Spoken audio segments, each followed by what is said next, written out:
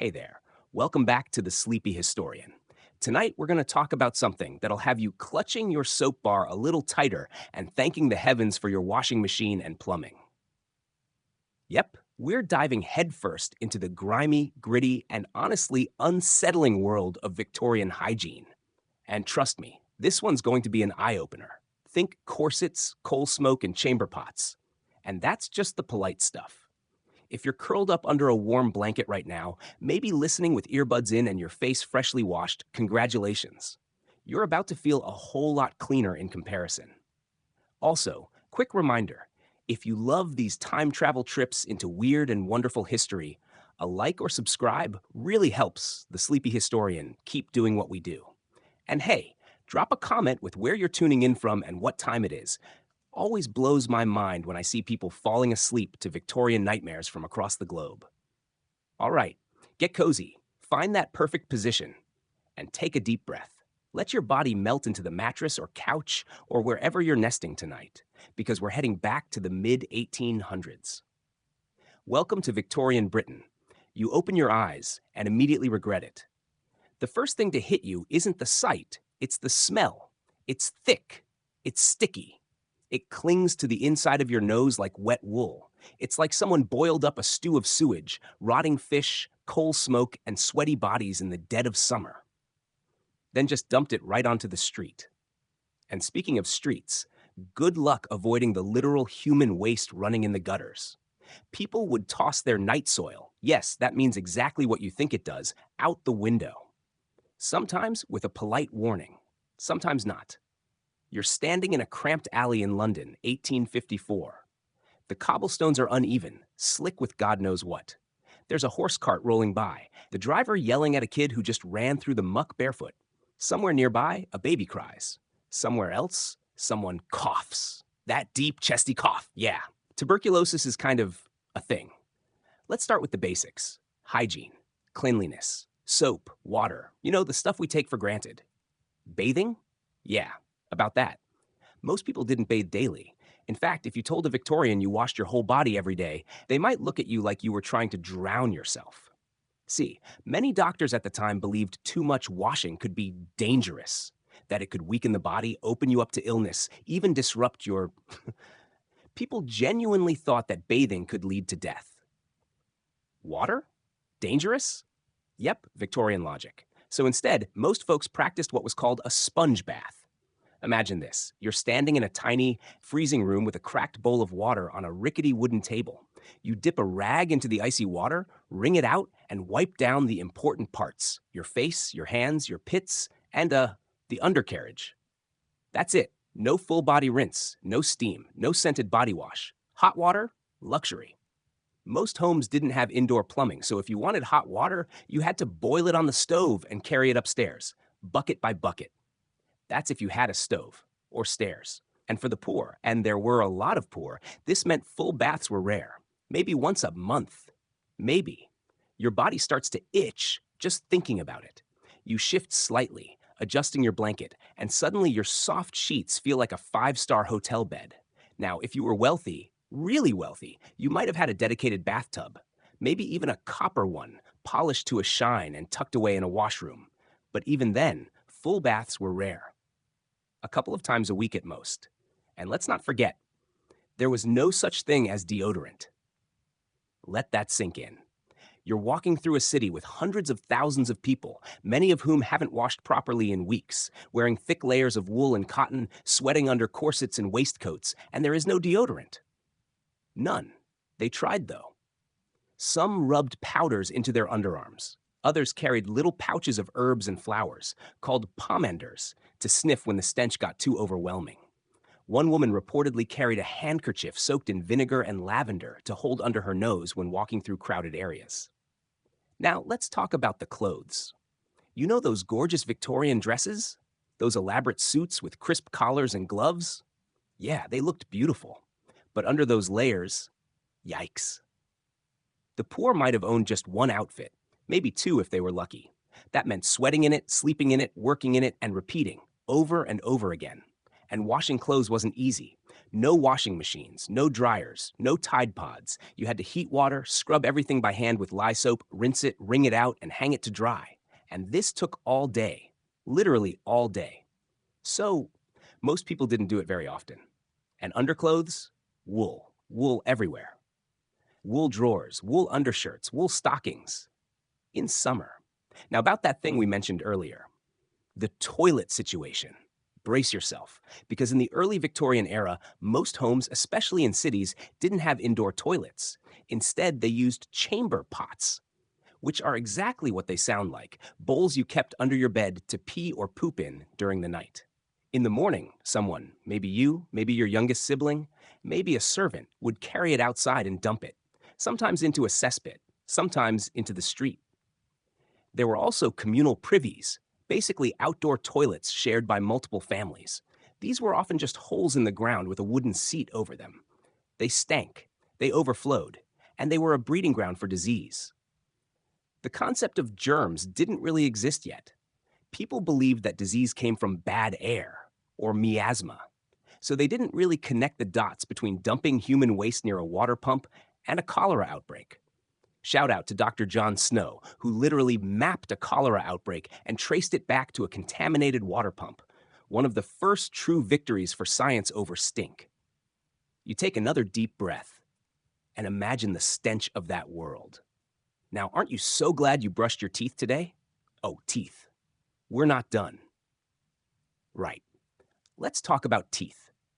Now, if you're imagining pearly white Victorian smiles shining through those sepia-tone portraits, just take a step back.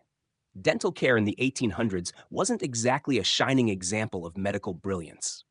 Toothbrushes did exist, sure, but the kind they had were nothing like the plastic and silicone wonders we know today. Try this, a bone handle fitted with boar bristles. Yes, real pig hair. And those bristles, coarse, inconsistent, and often fell out.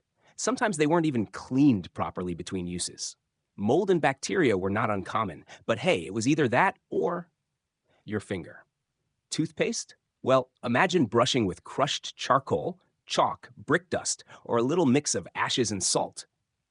Some people even used soap, not the minty gel stuff, bar soap, in the mouth. You'd rub that gritty mess across your teeth and hope for the best. Most people didn't brush daily. In fact, many thought toothaches were just part of life. When pain hit, there weren't many options. Which brings us to the dentist. If your tooth got infected or broken, you had one main solution: rip it out. Dentists, or often just traveling tradesmen, would pull teeth in markets or fairs. No anesthesia, no numbing cream, just some whiskey and a firm grip. A rusty pair of pliers and a prayer. It was so bad that wealthy people who lost teeth would sometimes buy false teeth made from, well, other people's teeth. No, really. After the Battle of Waterloo, scavengers looted bodies. Not for money, but for teeth. These were sold in bulk and fitted into dentures for the rich. They were called Waterloo teeth. Yes, elegant smiles built on dead soldiers. Imagine wearing someone else's molars to your fancy Victorian dinner. But hey, the horror doesn't stop at the mouth. Let's talk hair. Victorian hairstyles look glamorous in portraits: coils, curls, elaborate buns. But how did they keep all that hair clean? Here's the thing, they didn't. Not often anyway. Washing your hair was a chore. You had to boil water, haul it upstairs, lather with bar soap, harsh soap, not gentle shampoo, and rinse it all out without a shower. Some people only washed their hair once a month, maybe even less. Instead, they used powders to absorb oil, like flour, cornstarch, or actual white lead, which we now know is extremely toxic. To make hair shiny, women rubbed in bear fat, beef marrow, or lard. That greasy, waxy look? Not a bug, a feature. And lice? Oh yeah, lice were just part of life. Children got them in schools. Adults got them in factories and markets. Special fine-tooth combs were used to drag them out. Some families would sit together in the evenings and delouse each other by lamplight, like apes in a zoo. Hair tonics became popular, mixtures of herbs, vinegar, even turpentine. But most didn't work. Some people shaved their heads and wore wigs. But wigs weren't immune either. In fact, many wigs bred lice, especially if not cleaned regularly. Now, let's travel from the head to the rest of the body. Bathing, as we said earlier, was rare. Full-body baths might happen once a week for the wealthy, once a month for the working class. And for the poor? You just wiped what needed wiping. When full baths happened, they were special occasions. Water was boiled, poured into a copper or tin tub. Everyone shared the same water, oldest to youngest, which meant by the time you got in, it wasn't exactly sparkling clean. There's a famous old phrase, don't throw the baby out with the bathwater. It comes from the very real risk of accidentally tossing the baby after dumping the brown, murky water everyone had already used. You sink deeper into your blanket. The idea of soap was different too. They used lye soap made from animal fat and ashes. It was harsh, burned the skin if overused. And for sensitive areas, you just hoped for the best. Now, let's not forget the clothes. Victorian fashion was iconic, corsets, crinolines, layers upon layers of fabric. But under all that glamour, sweat and grime built up fast. Most people owned two outfits. Maybe. One for work, one for Sunday. You'd wear them over and over until they reeked. Washing clothes was time-consuming and brutal. No detergent, just soap, hot water, washboards, and aching fingers. Women's undergarments, like chemises and drawers, weren't even washed regularly. And corsets? Not at all. You'd wipe them down if needed. But they soaked up everything, sweat, perfume, smoke, year after year. Men wore collars and cuffs that were detachable, not for style, but for convenience. You could wash the visible parts while the shirt underneath stayed marinated. And shoes? You wore the same pair until they fell apart. If it rained, too bad. Wet feet for days. Which leads us to smell. Victorian streets were olfactory battle zones, coal smoke, manure, human waste, factory chemicals. The average Londoner lived in a constant cloud of stink. People tried to fight it with perfume, but perfume back then was strong, floral, musky, syrupy, designed to overpower, not blend. Ladies carried pomanders, little pouches of herbs to hold near their nose. Gentlemen dabbed cologne onto their gloves and mustaches. Some even put scented sponges inside their hats. One newspaper described a summer in 1850s London as paille, a war of flowers and filth. And in many ways it was. Let's not forget childbirth and hygiene. Hospitals were, let's just say, not sterile. Doctors often went from autopsies to deliveries without washing hands. No gloves, no antiseptics, just dirty tools and even dirtier aprons. Infections like puerperal fever ran rampant in maternity wards. Entire generations of women died giving birth simply because no one thought to clean their hands. It wasn't until people like Ignaz Semmelweis and later Joseph Lister started promoting antiseptic practices that things slowly began to change. But even then, it took decades for the idea to catch on. You stretch slightly, adjust your pillow. Still awake? Good. Because now we're going somewhere. Even worse. Let's talk about the public lavatories. In big cities, public restrooms were rare. If you were caught needing to go, well, you'd find an alley, a doorway, a wall. The smell of urine-soaked cobblestones was normal. Some businesses would install iron urine deflectors to stop people from peeing on their buildings. Basically, curved metal sheets to splash the pee right back. Women had it worse. Privacy was a luxury. There were campaigns to build public ladies' conveniences, but they were slow. Until then, women just held it. Meanwhile, sewer systems were still developing. Many homes had cesspits or privies that were never cleaned. When they overflowed, workers known as night soil men were paid to empty them. Imagine shoveling raw sewage in the dead of night, waist deep in human waste. That was someone's job. Often a child's. So let's say you're walking down a London street in 1854. The air is thick. Your boots splash through puddles you really hope are just rainwater.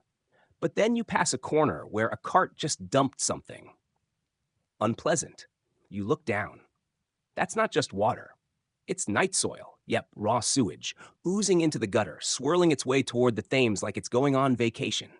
See, London in the mid-19th century had a massive waste problem. Human waste, animal waste, factory waste, it all ended up in the streets, the alleys, or eventually the river. People dumped slop from chamber pots right out their windows, sometimes with a half-hearted shout of "Gardaloo!"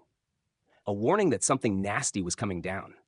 Now imagine summer, the heat, the stench, the flies. It all came to a breaking point in 1858, an event Londoners would remember as the Great Stink. The smell of the Thames was so bad, so thick, so vile, that Parliament members soaked their curtains in vinegar just to be able to breathe. They almost evacuated the city. It wasn't just unpleasant, it was dangerous. Doctors believed in a theory called miasma, that bad air carried disease. So when the stench rose, so did fear. What they didn't know yet was that cholera, the disease sweeping through poor neighborhoods, wasn't caused by the smell. It was in the water. The same water people drank, bathed in, and used to cook their food. Enter Joseph Bazalgette, the quiet hero of Victorian hygiene. This man, an engineer with a vision, designed a massive underground sewage system that would finally start diverting waste away from the Thames. It took years and tons of brick, labor, and money, but by the 1860s, London was beginning to smell just a little bit better. You sigh a little, imagining the relief. But we're not quite done. Let's talk feminine hygiene. Victorian women were expected to be delicate, dainty, and above all else, modest. But periods? They happened. Just like now. The only difference was everything else. There were no pads, no tampons, no menstrual cups. Instead, women used rags, literally strips of cloth they'd fold and pin into their undergarments. You'd wear one until it was soaked, then wash it out by hand. In cold water, without soap sometimes. And of course, you had to be discreet. You didn't talk about it. If a blood stain leaked through your dress, you just hoped no one noticed. Or you quietly excused yourself to vanish and fix it. Some women had homemade belts that held pads in place. But for many, it was just a constant worry. The average Victorian woman walked through life praying her body wouldn't betray her, especially in public. Now, hygiene wasn't just about smells and stains. It was wrapped up in morality. To be clean was to be good. To be dirty, especially as a woman, meant something was wrong with you. Which is ironic, because even as society preached purity, the conditions people lived in were anything but. And that brings us to childcare. Victorian babies were adorable in photos. Chubby cheeks, lacy bonnets, but their daily lives? Rough. Diapers didn't really exist in the way we think of them. Babies wore napkins, cloths that were changed infrequently and reused. There were no wipes, no creams, just cold water and hope. Infant mortality was high. Many children didn't survive past age 5, not just because of disease, but because of poor sanitation. Shared cribs, unwashed bottles, contaminated food. Mothers were told to give their babies soothing syrups to calm them. These syrups often contained alcohol, morphine, or even opium. They didn't just soothe, they sedated. Sometimes permanently. You pull your blanket up just a little tighter. The contrast between those beautiful Victorian baby portraits and the reality? It's heartbreaking. Now let's shift to workplaces. If you were poor, you worked. No matter your age, you might have been in a coal mine, a factory, a textile mill, or even sweeping chimneys. And hygiene in these places? Absolutely non-existent. Chimney sweeps, especially children, were constantly exposed to soot and ash. Many developed painful rashes, burns, and even a form of cancer known as chimney sweeps carcinoma. No masks, no protective gear, just a brush and a crawl space. Factory workers toiled in dust-choked rooms with zero ventilation. You'd go home coated in grime, your skin raw from chemicals. And you couldn't always wash when you got home, because your building might not have water. In some industries, like matchstick production, workers developed something called phossy jaw from exposure to white phosphorus. Their jaws literally rotted. The smell? Unimaginable. But maybe the saddest of all were the workhouses. These were institutions meant to help the poor, help in quotes. If you were homeless, sick, unemployed, you might go to the workhouse. But it wasn't charity, it was punishment. Families were separated, food was scarce. You'd sleep on straw, sometimes without even a blanket. Washing was a group activity. Cold water, harsh soap, and constant supervision. They shaved heads, inspected bodies, and treated people more like criminals than humans. And if you got sick, well, you usually stayed sick. By now, your body is warm, tucked in, probably so grateful for your blanket, your clean sheets, and that lovely shower you took before bed. But there's still a bit more to uncover. Let's visit a Victorian hospital. It's 1870. You're admitted with a fever. The ward smells like sweat, vomit, and old blood. The sheets haven't been changed in days. The nurse wipes your brow with a cloth she used on 3 other patients. The doctor enters, no gloves, no mask, and touches your wound right after examining someone else. You try not to flinch. There's a saw on the table, a metal bowl, no anesthetic. If you need surgery, you'll be held down. Survival rates? Well, Better not to ask. Yet, not everything was grim, because the end of the century brought hope. Soap became more common. Antiseptics were introduced. Public health campaigns taught people how to boil water, wash hands, and scrub clothes. Sewer systems expanded. Hospitals began sterilizing tools. Toothpaste became mass produced. And slowly, painfully slowly, hygiene started to become what we'd recognize today. The journey was messy, painful, frightening, but it changed everything. And that's the thing about Victorian hygiene. It wasn't just about grime, it was about survival, about adapting to a world that was dangerous and unpredictable. And somehow, through it all, people laughed, fell in love, raised children, built the future, one sponge bath at a time. So, where were we? Ah, yes, Victorian hospitals, where survival often depended on luck, timing, and whether your doctor had washed their hands in the past month. But let's step away from the hospitals for a moment. Let's peek into the everyday rituals of hygiene, the things people did daily or weekly or just when they remembered. We've talked about sponge baths and chamber pots, but what about brushing your teeth? Well, let's just say the Victorians sort of brushed their teeth. Toothbrushes did exist, often made from bone or wood handles with bristles made of boar hair. Sounds lovely, right? Scratchy, stiff, and hard to clean. And toothpaste? Try crushed charcoal or brick dust, sometimes even chalk. Mint flavoring didn't come in until much later, so most mixtures were either gritty, sour, or just downright unpleasant. Some recipes even included burnt breadcrumbs or honey mixed with salt. Oh, and if you couldn't afford a toothbrush, you used a rag. You'd dip it in whatever abrasive powder you had and rub your teeth manually. Effective? Kind of. Comfortable? Not at all. Dental hygiene was also seen as a bit of a luxury. Poorer families didn't have the time or tools for regular care, so tooth decay was rampant. By middle age, many Victorians had blackened, rotting teeth. And if they got too painful, well, the solution was simple. Pull it out. No numbing, no sedation, just a strong hand and a pair of pliers. The village barber or a traveling tooth drawer would take care of it, for a price. And dentures? If you were rich, you could get a full set of false teeth made from porcelain, or even real human teeth, often taken from corpses. Yep, that's a real thing. Waterloo teeth, they called them. Named after the battlefield where so many young men died, their intact teeth later harvested and sold. Still feeling cozy in your bed? Maybe brush your teeth an extra time tomorrow. Just because you can. Now let's get back to clothes, because hygiene wasn't just about bodies. It was about laundry too. Washing clothes in Victorian times was a major event, like full day, back-breaking, exhausting event. There were no machines, no dryers, no nice-smelling detergents. First, you'd haul buckets of water, cold water, to a large tub. If you were lucky, you could boil some water for whites. Then came the soap, lye soap, harsh, abrasive, and often made at home from wood ash and animal fat. You'd scrub the clothes on a washboard, rinse them multiple times, wring them out by hand, and then hang them outside to dry. Now imagine doing that in winter. Your fingers freezing, your breath clouding the air, the clothes stiff from cold before they even dried. Because of the effort, laundry wasn't done weekly, sometimes not even monthly. Undergarments, maybe? Outerwear? As little as possible. That's why you had layers, so you could peel off the dirtiest ones and reuse the cleaner ones longer. And if your clothes got too grimy, well, you might just patch them up and wear them anyway. Let's talk about underwear. Victorian undergarments were a system, especially for women. There were drawers, which were open at the crotch for easier bathroom access, chemises, corsets, crinolines or bustles, and then layers of petticoats.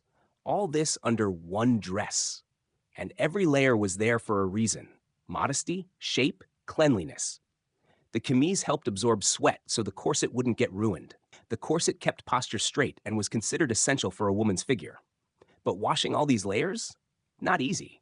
So women often wore the same undergarments for days, sometimes weeks. The result? A lot of body odor. Which brings us to perfumes.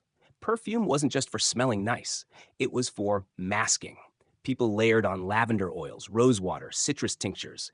Wealthy women had sachets sewn into their clothing, releasing scent as they moved. And men? They used bay rum or clove-scented oils. Aftershave wasn't just a fashion choice. It was a defense against unpleasant realities.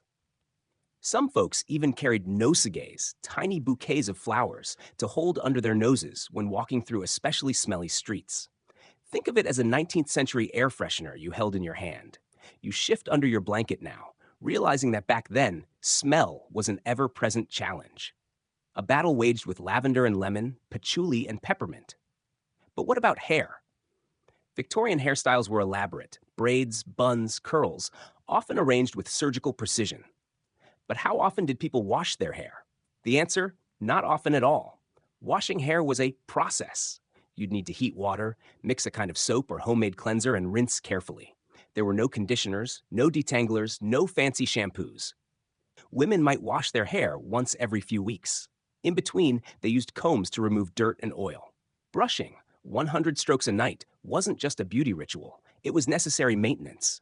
Dry shampoo? Well, sort of. People used powders, like starch or even crushed roots, to soak up oil.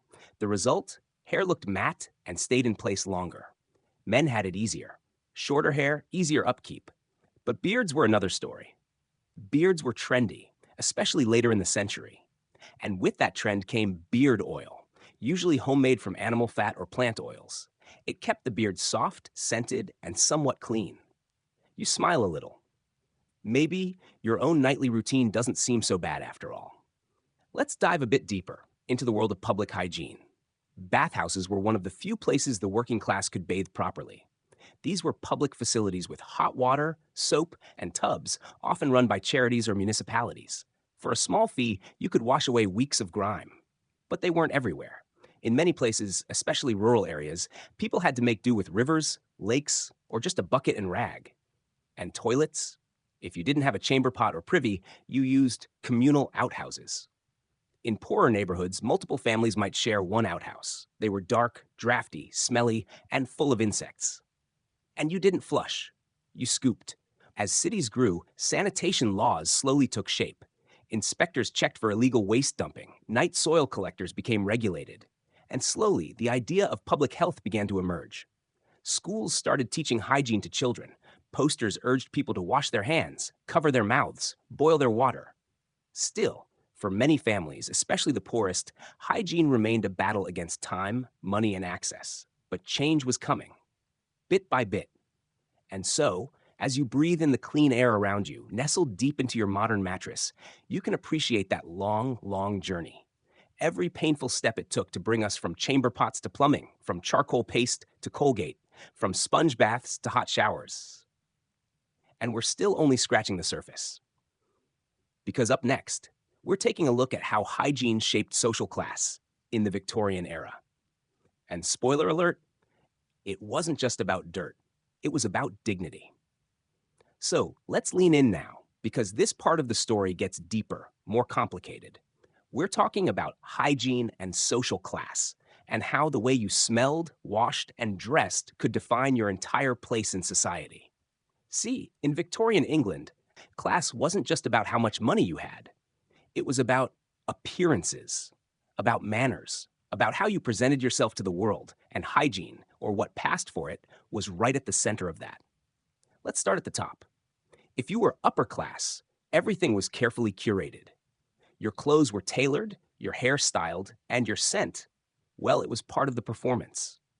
The wealthy had the means to be clean. They had servants to haul hot water, to launder the endless layers of underclothing, to scrub the copper tubs after use. Some even had indoor plumbing by the late 1800s. Imagine that, a hot bath at the turn of a tap. But even so, bathing was still ritualistic, not routine. And here's the twist.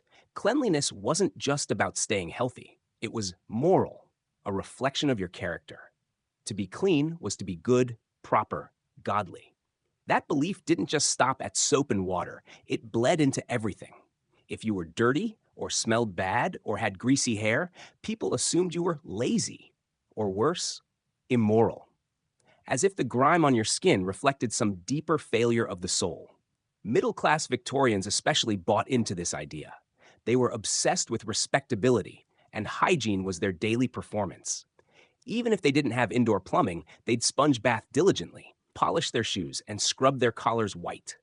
Every detail mattered. It was a battle against poverty, a performance of decency.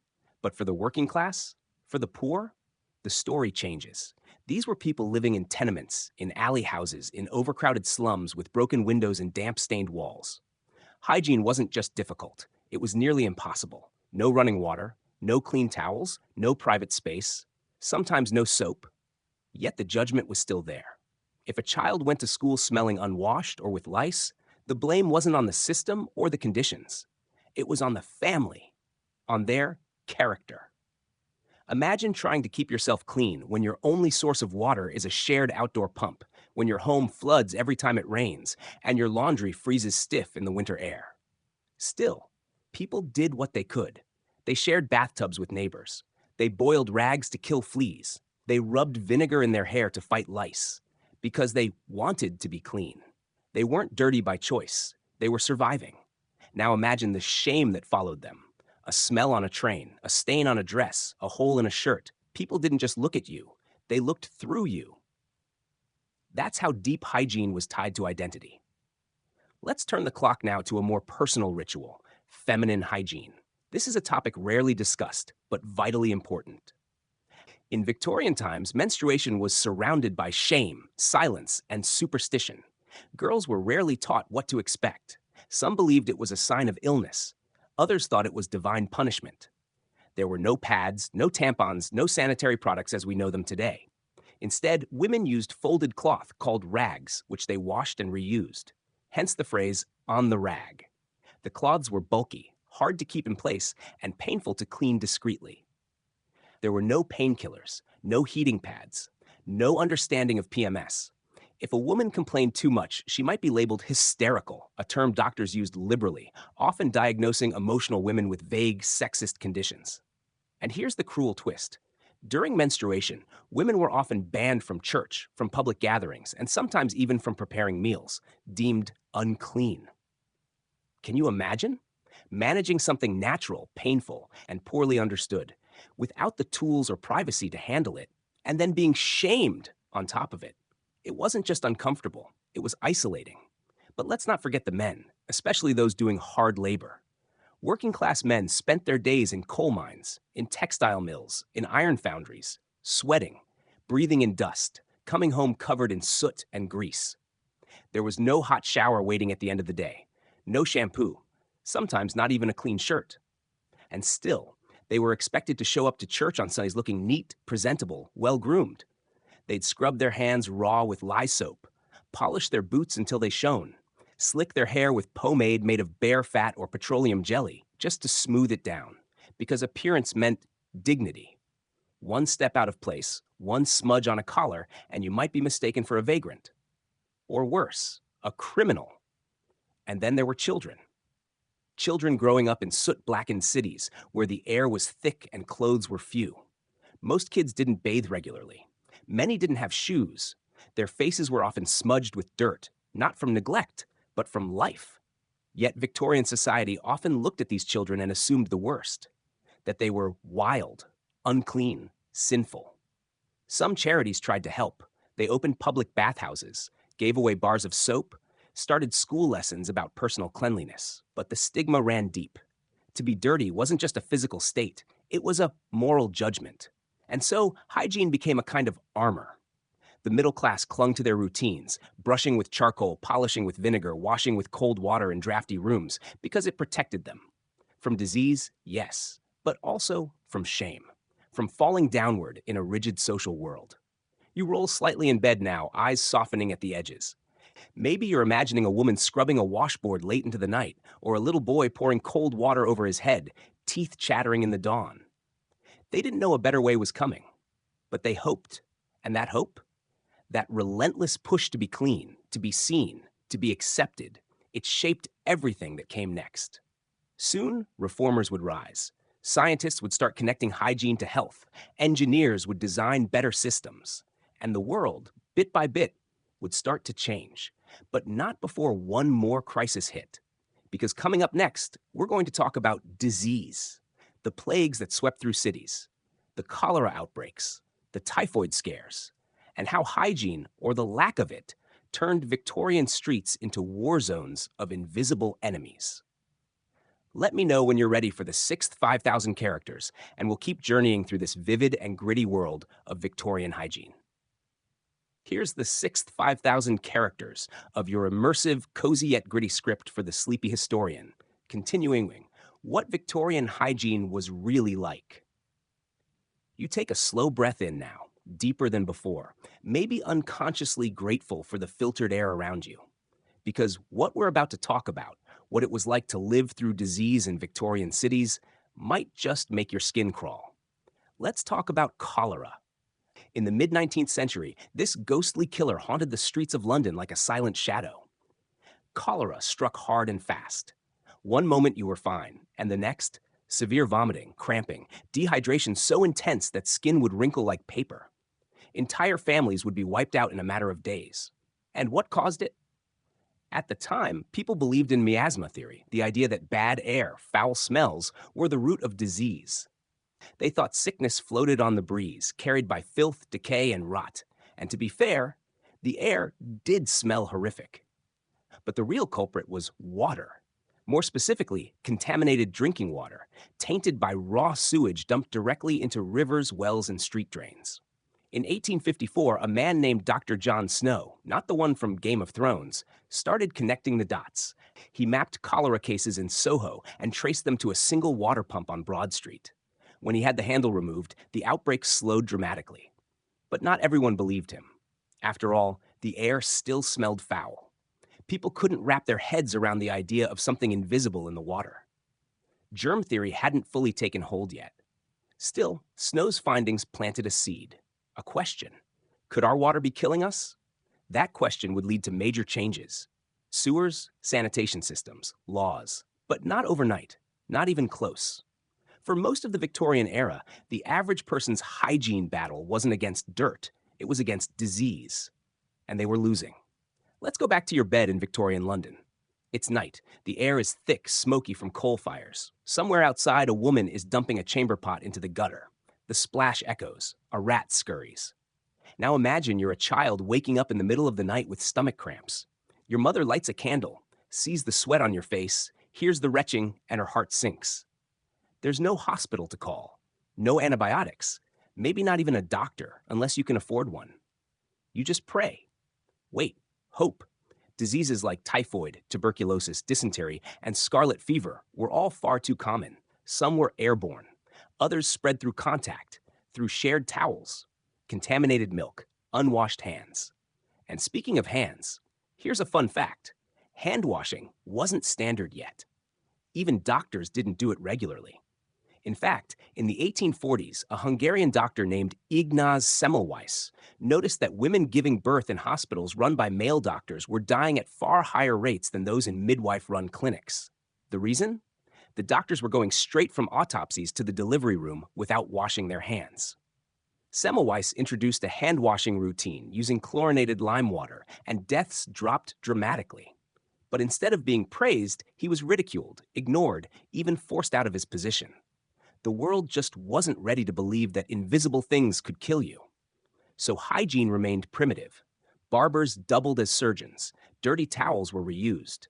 Surgical tools weren't sterilized. It would take decades before germ theory and the idea of germs themselves became widely accepted. But that change, it was coming. Slowly, painfully, one death at a time. Now let's shift to the home again, to the things we might take for granted today. Like your toothbrush. Dental hygiene in the Victorian era was, well, let's call it experimental. Toothbrushes did exist, but they were primitive, boar bristles stuck into bone or wood handles. If you were lucky, you had one. If not, you might just rub your teeth with a cloth, some baking soda, or a chalky powder made from crushed shells or charcoal. Toothpaste wasn't the minty gel we know today. It was more like gritty paste or powder. Some recipes included soap, salt, vinegar, or even coal tar. There were no dentists like we know them now, just tooth pullers who often worked in open markets. You'd sit in a chair, surrounded by onlookers, and have your tooth yanked out by a man with a pair of rusty pliers. No numbing, no sanitation. Tooth decay was rampant. People lost teeth young. Breath often reeked. False teeth? They existed, but were a luxury. The wealthy might have dentures made from ivory, porcelain, or even real human teeth, often harvested from corpses or battlefield dead. These were called Waterloo teeth after the battle of the same name. So next time you squeeze toothpaste on a soft bristled brush, think of that. And while we're at it, let's talk hair. Because in the Victorian era, keeping your hair clean was a chore. Shampoo? Not widely available. Most people washed their hair with soap, or not at all. Washing hair might happen once a month. Maybe. To keep it looking good, people used pomades, oils, and powders, things like bear fat, lard, or even lead-based powders to color gray hairs. And lice? Lice were a daily reality. It wasn't even scandalous. People just accepted it. If you had lice, you combed your hair with a fine-toothed knit comb, picked out the eggs, maybe applied kerosene or vinegar to kill the rest. Some people just shaved their heads and wore wigs. Wigs were popular for both fashion and function. They hid dirt, covered bald spots, and gave the appearance of wealth. But they had their own hygiene issues. Wigs were rarely washed. Instead, they were powdered with starch or scented oils. Lice could live in them too. It was a never-ending battle. A balance between appearance and decay. Let's go a bit deeper now, to a place no one really likes to think about, but that reveals a lot about hygiene: the toilet. Or, for most Victorians, the lack thereof. The flush toilet had been invented by the 19th century, but it was far from common. In working-class homes, the toilet was often a communal privy at the end of the yard, basically a wooden bench with a hole and a deep pit beneath it. No plumbing, no privacy, no dignity. If you had to go at night, you used a chamber pot, a small bowl or bucket kept under the bed. In the morning, someone, usually a woman or servant, would empty it into the gutter or cesspit. The streets of London were literally running with waste. That's not an exaggeration. And the smell? It was so bad that in 1858, Parliament was forced to suspend meetings during what became known as the Great Stink. The Thames River had become a sewer, and the heat wave that summer made the stench unbearable. It was only after this that serious efforts were made to modernize London's sewage system, thanks to an engineer named Joseph Bazalgette. He designed a network of underground sewers that still function today. But again, it took a crisis. A nation couldn't bear its own smell before it acted. You sigh now, maybe shifting under your covers. The darkness of your room feels safer somehow. Cleaner. Softer. And that's the power of history. It shows you not just how far we've come, but how deeply humans have struggled to live with dignity, even in the filthiest of times. By now, you're beginning to see it. Hygiene in the Victorian world wasn't just a personal task. It was a social duty, a moral obligation, a daily ritual wrapped in discomfort, poverty, shame, and hope. But let's step into a different space now. A place of transition, of community, of rising ambition, the public bathhouse. These were lifelines for many, especially the working class, where home hygiene was limited by space, money, and infrastructure. The first public baths in Britain began appearing in the 1840s, and they weren't luxurious spas. They were utilitarian, often cold, sometimes damp, but deeply necessary. Rows of cubicles, each with a tin tub or stone basin, with attendants to monitor time and usage. You were given soap and a towel, sometimes hot water if you could afford it. It was a place to wash, but also to reset. For many people, especially laborers and factory workers, the public bath was their only opportunity to truly feel clean. Imagine the relief of finally scrubbing away a week's worth of grime from coal, sweat, or soot. But these places weren't always welcomed at first. Many critics thought that giving the poor access to baths would encourage laziness, vanity, or even immorality. Yes, some believed that the act of bathing might make the poor forget their place in society. Still, the need was undeniable. Over time, bathhouses spread. Some were built with private donations, others by municipalities. Some even included wash houses, rooms with large sinks and tubs for doing laundry. Women would carry baskets of linen and spend hours scrubbing by hand. Their backs ached, their knuckles bled. But it was worth it, because clean clothes meant pride, meant worth, meant you could walk down the street and not feel eyes judging the dirt on your hem. Cleanliness became tied to citizenship, to identity. And as bathhouses became more normalized, they also became gendered spaces. For women, bathing wasn't just physical, it became symbolic. a performance of modesty, morality, discipline. And yet, women also began to take control. As the century progressed, more women started reading hygiene manuals. These were little books, often moralistic in tone, that taught how to bathe properly, how to care for children, how to disinfect a home. They were written in soft but firm language, filled with flowery praise for domestic duty. Titles like The Art of Housekeeping or The Mother's Guide to Clean Living were popular. Some were even published by religious societies or reform groups. Women, especially middle-class wives and mothers, became the enforcers of cleanliness in the home. They monitored the children's baths, insisted on changing undergarments, scrubbed windows and door frames with vinegar, hung sprigs of lavender or rosemary to fight odors, and soaked bed linens in boiling water. If a visitor came, the state of your house and its smell was a reflection of you. And in this way, hygiene became a gendered burden, a full-time, unpaid, but often invisible job. Let's visit one such home, a modest terraced house in an industrial town. The wife rises before dawn, boiling water over the hearth. She fills the wash basin and begins scrubbing clothes while the baby cries in the background. She adds carbolic soap to kill fleas. She checks her children's heads for lice. She sets out clean smocks and stiff collars for school. By the time her husband comes home from work, she's already swept the hearth, wiped the windows, dusted the sills, and emptied the chamber pots.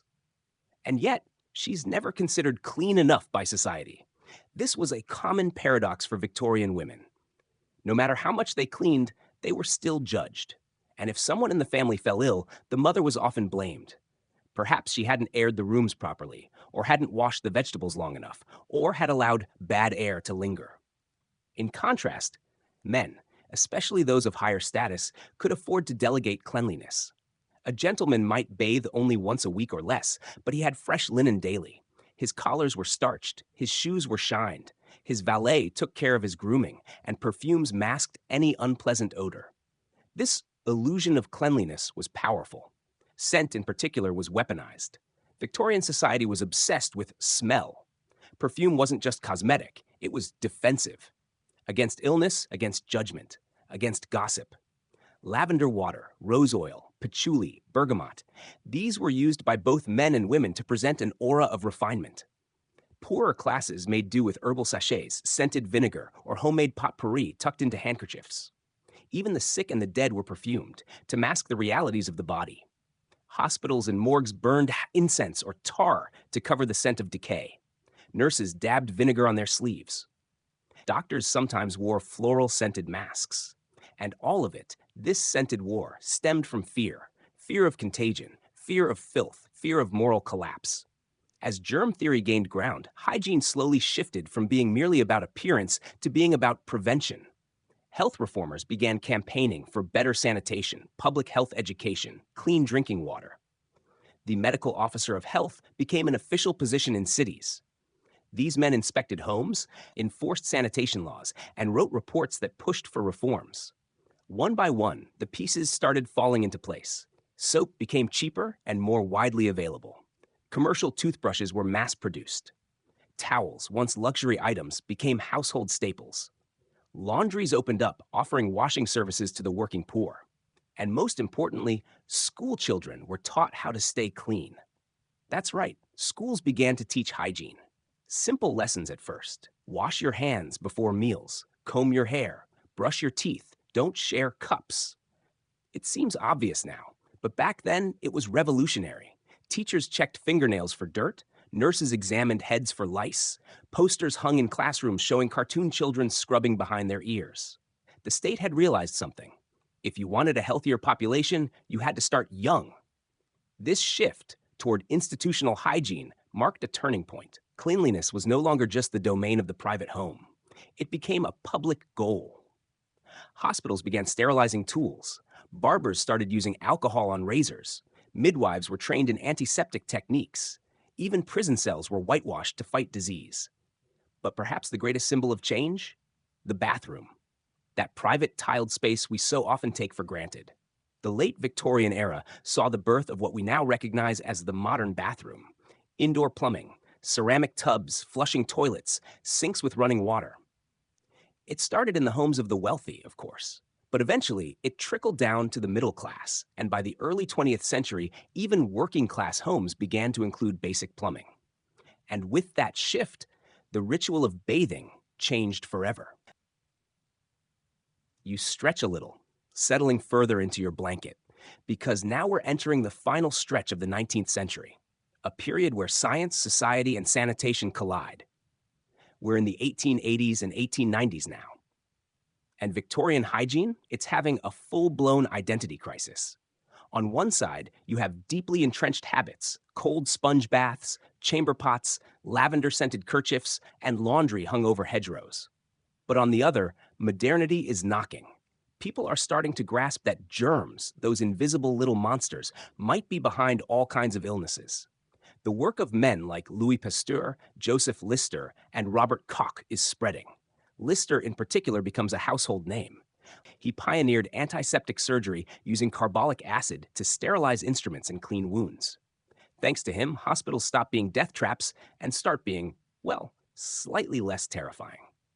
But here's the twist. This new science isn't just changing hospitals, it's changing everyday life. Suddenly, your kitchen sponge is suspicious. Your child's toy is suspect. That old habit of wiping your nose on your sleeve? Positively dangerous. And this is where cleanliness morphs into something more than health. It becomes moral, almost spiritual. Victorian moralists had long linked hygiene to character. Cleanliness is next to godliness, they'd say, and they meant it quite literally. To be clean was to be virtuous. To be dirty was to be lazy, sinful, maybe even criminal. You can see this reflected in how society treated the poor. Entire classes were labeled unwashed masses. Their dirtiness used to justify all kinds of neglect and prejudice. So when sanitation reformers began building public toilets, setting up municipal garbage collection, and pushing for laws about clean drinking water, they weren't just thinking about health. They were thinking about control. The idea was, if you could clean people's environments, maybe you could clean their souls. Let's talk about toilets. By the end of the century, more homes, especially in urban centers, had what we'd now call water closets. These were wooden boxes with porcelain bowls inside, and when you pulled the chain, flush! The waste was carried away via underground pipes. It was revolutionary. Suddenly, you didn't have to carry the chamber pot out and dump it in the street. Suddenly, your home didn't smell like yesterday's dinner and last night's business. But this new toilet tech wasn't universally accepted. Some folks found the whole idea disgusting. Why would you have human waste piped directly under your house? Plumbers had to convince people that running water was safe, that sewer gas wouldn't explode, that toilets wouldn't back up in the middle of tea. But eventually, comfort won out over fear. And once you had a toilet, well, why not add a sink? Why not have hot water on tap? Why not tile the floor for easy cleaning? The bathroom was born. And with it, a new relationship to the body. No longer was bathing something you did hurriedly in a cold room with a sponge. Now it was private, luxurious, almost meditative. Bathtubs grew larger. Some had claw feet. Some had porcelain handles and brass faucets. Soap manufacturers started selling exotic scents, lemon verbena, violet, orange blossom. You'd slip into warm water and for the first time, relax. Not just scrub, not just survive, but actually enjoy the feeling of being clean. Meanwhile, the beauty industry was booming.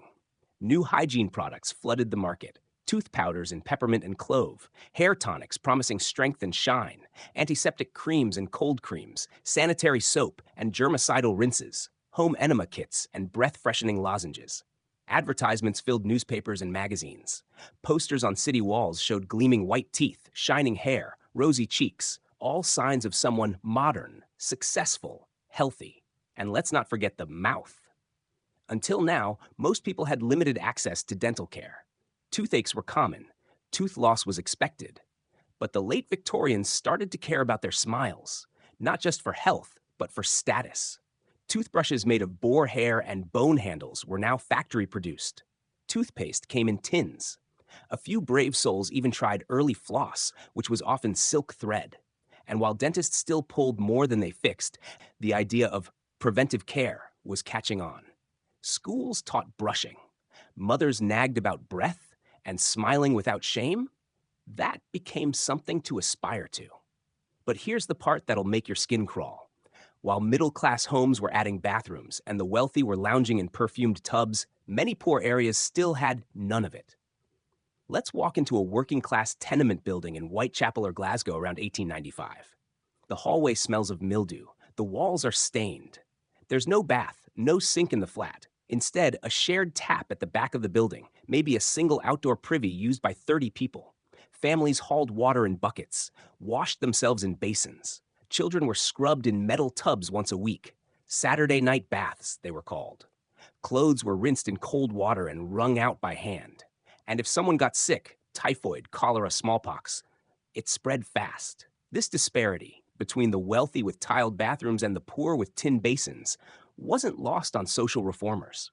They began documenting these conditions, publishing photos, writing pamphlets, demanding that housing codes be enforced, that landlords be held accountable, that even the poorest citizens deserved clean water, working toilets, a place to bathe. And in time, change came.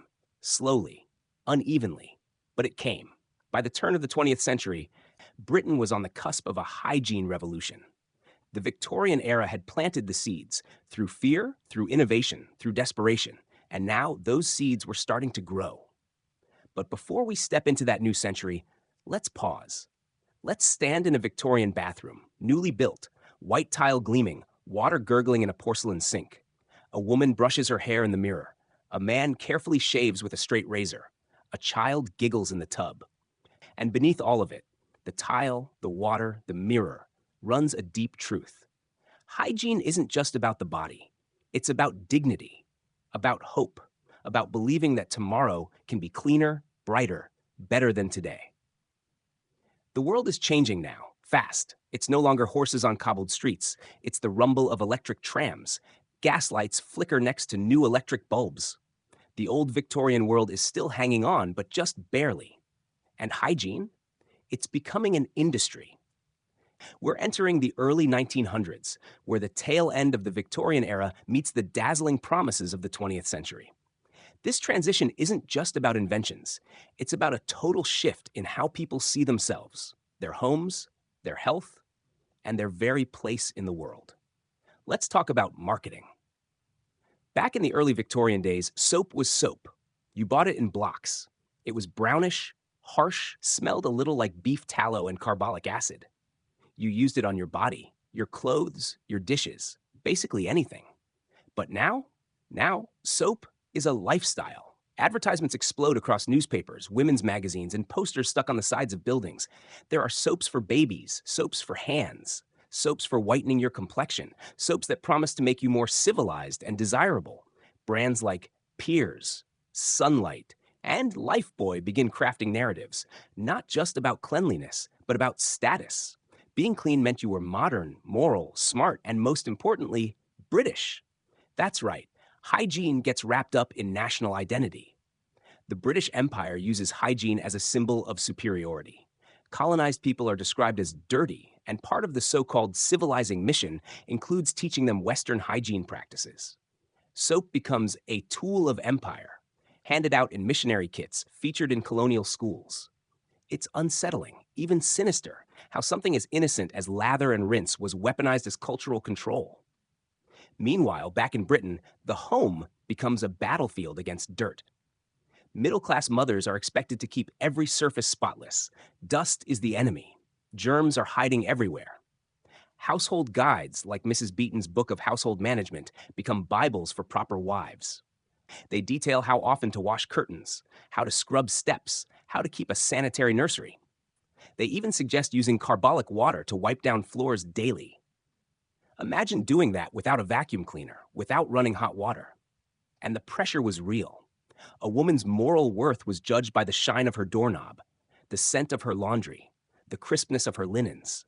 Children, too, were pulled into the hygiene routine. Schools began mandatory inspections, checking fingernails, hair, teeth. If a child was dirty, it reflected badly on the parents. In some places, social workers could remove children from homes deemed unhygienic. So much of this stemmed from a new obsession with public health. Cities had exploded in size, Manchester, Birmingham, Glasgow, and with them came outbreaks of disease. So reformers began pushing hard for sanitation laws, Clean water became a right, not a luxury. Sewer systems were expanded. Slums were targeted for demolition.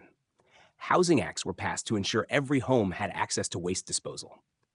In 1901, the UK Census even asked for the first time about bathroom facilities in homes.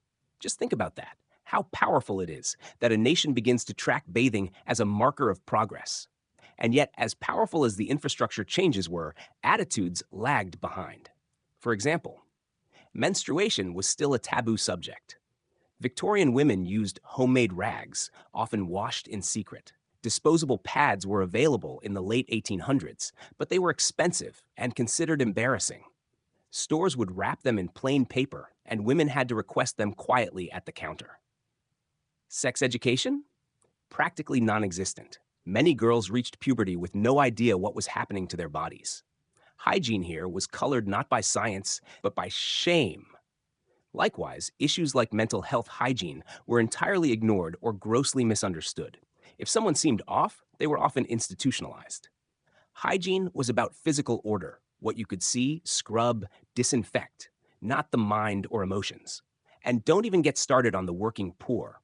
Even as middle-class homes gleamed with soap advertisements and polished taps, many families still lived in cramped flats with shared outhouses and no running water. In mining towns, in industrial slums, in rural cottages, people made do. A weekly bath in a tin tub, rainwater caught in barrels, clothes washed in the same water all week. Children with lice, fleas, ringworm, common, expected, and deeply stigmatized. And yet, these same families took pride in what they could manage. Whitewashed walls, swept dirt floors, a bar of carbolic soap, even if it had to last a month. There's dignity in effort. Always has been.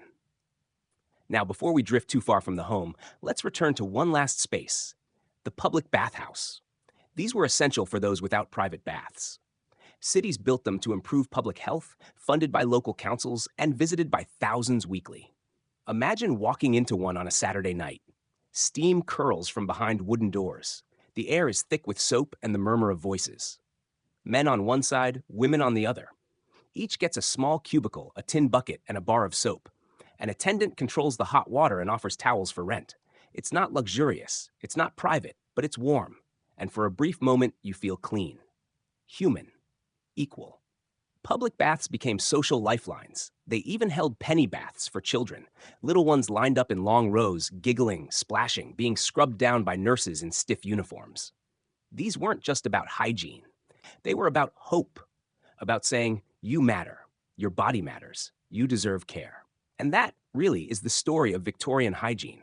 Not just a tale of chamber pots and coal dust, but a slow awakening.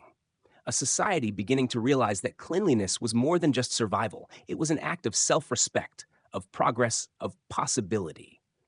We'll pause here. Stretch your fingers, roll your neck. Let yourself appreciate the soft, warm comfort of wherever you are. Because in the next chapter, we're going deeper. We'll step into the real lives of people who experienced this era firsthand. Maids who scrubbed copper tubs, surgeons who worked in unsanitary hospitals, activists who fought for sanitation, and inventors who dared to imagine a cleaner world. So let's meet them, the real people behind the soap suds and chamber pots, the ones who lived this history day by day, grime by grime, hope by hope. Let's begin with the maid. Imagine being 14 years old, maybe even 12, starting your first job in a grand Victorian household. You've left behind your own cramped family quarters and now sleep in the attic of a tall, drafty mansion where the bell system never stops ringing. Your day begins before sunrise, literally, before light even hits the sky. First task? Emptying the chamber pots. You slip quietly into bedrooms where your employers still sleep, pick up heavy ceramic pots filled with the night's contents, and carry them, carefully, down multiple flights of stairs to be emptied into the slop sink, or worse, a trench in the garden. Then you scrub them, with cold water. No gloves? That's before breakfast. Then it's onto the fireplaces. Every single room has one. You clean out the ashes, bring in fresh coal, and light the fire just right so no one complains about smoke. All of this must be done before the family wakes up. You're sweating. Your hands are already raw. And you've got a dozen more tasks before noon. Polishing brass, blacking boots, scrubbing floors on your knees, washing soiled linens by hand. And the soap? Harsh and lye-based, it stings open cuts and dries your skin to flakes. There is no moisturizer, just a cracked red reminder that your body is as much a tool as the brush in your bucket. Hygiene, for you, is about others, keeping them clean, them fresh, them above the smells of the world. Now shift the lens. Let's step into the white-tiled corridors of a Victorian hospital. You're a young doctor, trained at one of the new teaching hospitals. You wear a black wool frock coat because it signals authority. But here's the thing. This same coat has been worn in every operation this week, and last week, and probably the month before. There's blood on the hem. Maybe pus. Maybe worse. You see, the idea that germs can live on fabric? That didn't hit medicine until the 1860s, when a quiet, careful man named Joseph Lister began applying Louis Pasteur's microbial theories to surgery. He started cleaning wounds with carbolic acid and, shockingly, his patients stopped dying. Before Lister, surgical success was measured not in skill, but in speed. Doctors bragged about amputating a leg in under 90 seconds. Not because they were efficient, because if they were slow, the patient might bleed out. Or worse, live long enough to get an infection. Hospitals were crowded, filthy, and filled with the stench of decay. Instruments were reused without sterilization. Surgeons operated bare-handed, moving from one patient to the next without washing up. Gloves weren't even standard until the 1890s. And yet, this is the same era where antiseptics were born. It's a strange duality. A moment where the old and the new crash into each other, and slowly, very slowly, the tide begins to turn. Because people like Florence Nightingale step in. Known for her work during the Crimean War, Nightingale revolutionized hospital hygiene, not just through disinfectants, but by emphasizing ventilation, clean linens, and the importance of light. She believed that dirt and darkness bred disease. Her notes on hospitals became a blueprint for medical facilities around the world. Suddenly, hygiene wasn't just about comfort, it was about survival. But what about everyday folks, the ones not in hospitals or manors? The ones living life in the narrow alleys of cities like Leeds or Liverpool? Well, they were fighting their own battles. Meet the laundress. Washing clothes wasn't a weekly task. It was a career. Women hauled water from pumps, heated it over coal fires, scrubbed garments on wooden boards, and wrung them out with bare hands until their knuckles bled. Steam choked the air. Lye soap burned their skin. Stains were attacked with harsh powders that sometimes stripped fabric down to threads. And yet Laundry Day was sacred, a symbol of pride, a visible act of resistance against poverty. In many households, laundry was done outside, across lines strung between buildings or in shared courtyards. You could tell a lot about someone by how white their linens were. White was status. White meant effort. Of course, not everyone had the time or energy for that. Some turned to street washers or wash houses, paying a penny or two to have their clothes cleaned. It wasn't fancy, but it offered relief, especially for working mothers juggling jobs, cooking, and crowded homes. Now, let's head underground, to the men who kept London from drowning in its own waste. Enter the sewer workers. After the great stink of 1858, when the River Thames reeked so badly that Parliament had to hang soaked curtains to mask the smell, the city knew it needed help. That help came in the form of Joseph Bazalgette, the chief engineer behind London's revolutionary new sewer system. But once it was built, someone had to maintain it. And that meant crawling through dark, narrow tunnels filled with, well, everything. These men waded through human waste, dead animals, industrial runoff, and toxic gas. They wore leather overalls, carried oil lamps, and often worked alone. Rats were common. Collapses even more so. One wrong step and you'd be swept into an underground current of filth. There was no glamour, no glory. But they kept the city breathing. Because even the cleanest house in Mayfair relied on pipes beneath the street, and those pipes relied on men few would ever thank. This is the truth of Victorian hygiene. Not just soap and baths, but a whole network of human effort. 1 million hands scrubbing, hauling, disinfecting. People who risked their health daily to bring an ounce of cleanliness to a world constantly fighting against it. So the next time you lather up with scented body wash, or toss your clothes into a machine, or flush a toilet without thinking, remember them. And while we're remembering, let's take a moment for the reformers. the ones who saw suffering and decided it didn't have to be that way. People like Edwin Chadwick, who championed public health and sanitation. He argued that disease wasn't moral punishment. It was environmental, caused by filth, and it could be prevented. His work led to the Public Health Act of 1848, which was the beginning of state involvement in sanitation. And let's not forget the countless local activists, women who ran clean water campaigns, teachers who educated children about hand washing, writers who challenged taboos around menstruation and sex. The path to modern hygiene wasn't a straight line. It zigzagged, it stumbled, but it moved forward. And now, we get to enjoy the spoils, to sleep on fresh sheets, to brush our teeth with safe water, to take a shower every morning if we want. Not because we're cleaner people, but because someone, somewhere, decided we deserved better. Let's slow things down now. Let your body rest, your breath soften, and your mind float gently into this next chapter. We've walked through the dirt and disease, stood in the shadows of chimneys and under gaslit alleyways. Now, let's wander into the quieter, often forgotten corners of Victorian hygiene. The personal ones, the intimate ones. Let's talk about oral hygiene.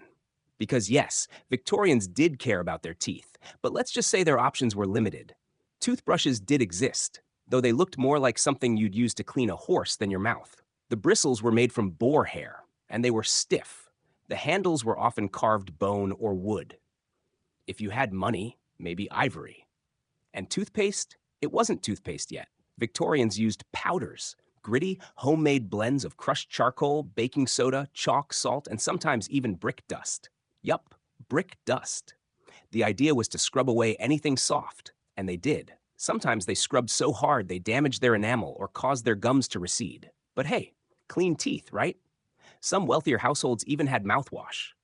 But again, this wasn't your minty green Listerine. It might be vinegar or clove water or ammonia-based rinses, harsh stuff. But people used it. And what about bad breath? Oh, they noticed. In fact, etiquette books of the time were very clear. Foul breath was a social sin. Ladies chewed fennel seeds, cloves, or mint leaves. Some carried little bottles of rosewater to dab behind their ears and on their lips. Still, dental visits were rare. Dentists existed, sure, but they were often barbers or general practitioners who just happened to also yank teeth. And that's what dental care meant. Extraction. There were no root canals, no fillings, no fluoride treatments. If a tooth hurt, you pulled it. Simple, brutal, final. And when you were toothless, you'd get dentures made from wood, ivory, or even, yes, real human teeth. These were sometimes sourced from the mouths of the poor, or in darker moments from dead soldiers after battlefields. The Waterloo teeth, they were called. Let that sink in. The smile of a wealthy widow might have once belonged to a farm boy who died at the Battle of Waterloo. A strange, grim kind of immortality. Now let's shift a little, still personal, still human, but into territory often left unspoken in proper Victorian society. Let's talk about menstruation, because Victorian women had periods too, of course. But no one really talked about it. It was cloaked in euphemism, the monthly visitor, the curse, female trouble. Even medical texts danced around the subject. But the reality was there, and it was messy. There were no pads, no tampons, no menstrual cups. Disposable products wouldn't become widespread until well into the 20th century. Instead, women used rags, literally torn up strips of fabric. These were called clouts, or sanitary cloths. They'd be washed and reused, sometimes boiled, sometimes not. And if you were out and about and didn't have a cloth, well, many just let it flow. Quietly, carefully. Layers of petticoats helped. Some women sewed little pouches into their undergarments to hold padding in place. There were even early versions of menstrual belts, straps with hooks or buttons to secure rags more tightly. And while upper-class women might spend those days resting or reclining, working-class women didn't have that luxury. They still went to work, in factories, in kitchens, in fields, managing their periods the best they could, with no products, no privacy, and no pain relief. Now think about pregnancy, birth, childcare. Victorian hygiene had a complicated relationship with motherhood.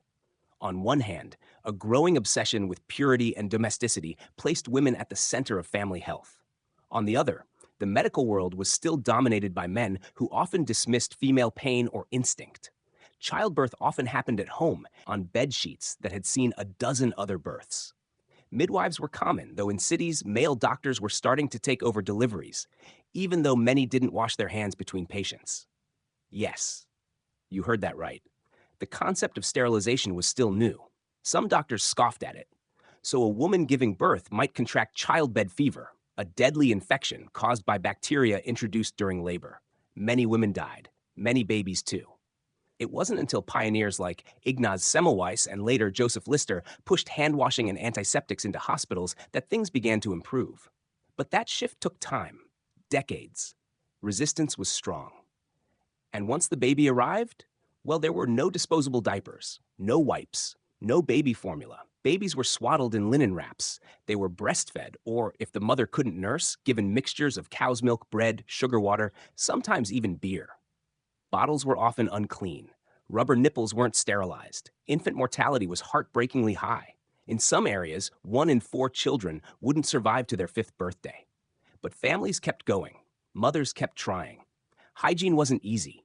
It was a daily fight against disease, against misinformation, against poverty.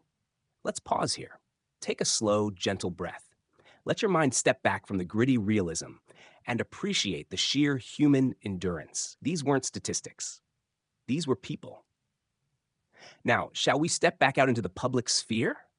Because personal hygiene didn't end at the home, it extended into every corner of Victorian society. Let's go to the public baths. These were one of the greatest gifts of the 19th century reform movement. As cities swelled and poverty deepened, public officials realized that cleanliness wasn't just a luxury, it was a public health necessity. So they built wash houses. Imagine a long hall filled with rows of bathtubs, some wooden, some metal, with attendants standing by. You'd pay a small fee, get a bar of soap, a towel, and maybe 20 minutes of hot water. It was revolutionary. Some bathhouses included laundry rooms where women could wash and dry clothes. Others had disinfecting chambers designed to fumigate garments and bedding, especially during disease outbreaks. In some parts of London, thousands of people passed through these public baths every week. They were not glamorous, but they were vital, and in many ways, they were the great equalizers, where a laborer could wash beside a clerk and, at least for a moment, feel dignified, clean. Let's stay in the streets for a bit longer. The ones clogged with people and horses, smoke and soot. But now, look closer at the workers, the hidden gears of this hygiene machine. Because for all the public baths and etiquette manuals, the real labor of keeping things remotely clean, whether bodies or buildings or boudoirs, fell on the backs of working-class people. And their jobs? Often filthy, dangerous, and invisible. Let's meet the chambermaids. They were the silent operators of middle and upper-class homes, usually young girls or women from poor families, often living in the very attics or basements of the homes they served. Their job? Clean everything. They woke before the sun to empty chamber pots, those portable toilets kept under beds. Imagine lifting and hauling those day after day down narrow staircases and through tight service corridors. No gloves, no masks, just grit and habit. They scrubbed floors with lard soap and vinegar, cleaned soot-blackened windows, beat dust from heavy drapes, and boiled laundry in giant copper tubs, sometimes using urine. Yes, urine as a stain remover or bleach alternative. The ammonia content made it oddly effective. Then, there were the laundresses. These women did not work inside the home, but in the steamy, dripping washhouses that dotted the poorer neighborhoods. They hauled huge bundles of linen, boiled them in vats, scrubbed them on washboards, wrung them out by hand, and hung them to dry in narrow alleyways or smoky yards. Their skin was often raw, their backs permanently bent, and their lives were tethered to water and fire, cold and heat. And let's not forget the night soil men, possibly one of the worst jobs in Victorian England. Their job was simple: collect human waste. Before indoor plumbing, most people used outdoor privies, basically wooden toilets built over deep pits. When the pits filled up, someone had to empty them. That someone was the night soil man. They worked at night, hence the name, hauling buckets of excrement out of the pits, transferring it into carts, and wheeling it through the city streets. Sometimes it sloshed, sometimes it spilled, and always it stank. But they were essential. Without them, the city would have drowned in its own filth. Over time, even this waste became part of a strange economy. Some of it was sold to farmers as fertilizer. Other loads were dumped into the Thames until, of course, that led to the Great Stink of 1858. Let's go there for a moment. It was summer in London. Hot, dry, oppressive. And the Thames, London's central artery, was filled with sewage. Raw, bubbling, fetid sewage. The smell was so intense, so revolting, that Parliament itself was forced to shut down. They tried everything: curtains soaked in vinegar, barrels of lime, even scented flowers, but nothing masked the stench. Eventually, this crisis forced the government to act. Enter Joseph Bazalgette, a civil engineer with a vision. He designed a modern sewer system for London, over 1,100 miles of pipes that would carry waste away from the city and into processing stations far downstream. It was a marvel of engineering, and it worked. Suddenly, homes could be connected to sewer mains. Indoor plumbing began to spread, first to wealthy homes, then gradually to middle-class neighborhoods. Toilets, real flushing toilets, became more common. Thanks to inventors like Thomas Crapper, yes, a real person, the design improved dramatically.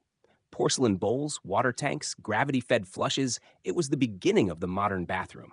Still, for the poor, it was a slow change. Many tenements still relied on shared privies, wooden sheds in the yard that everyone used. In some of the worst slums, there were reports of one toilet for every 100 people. Just imagine that.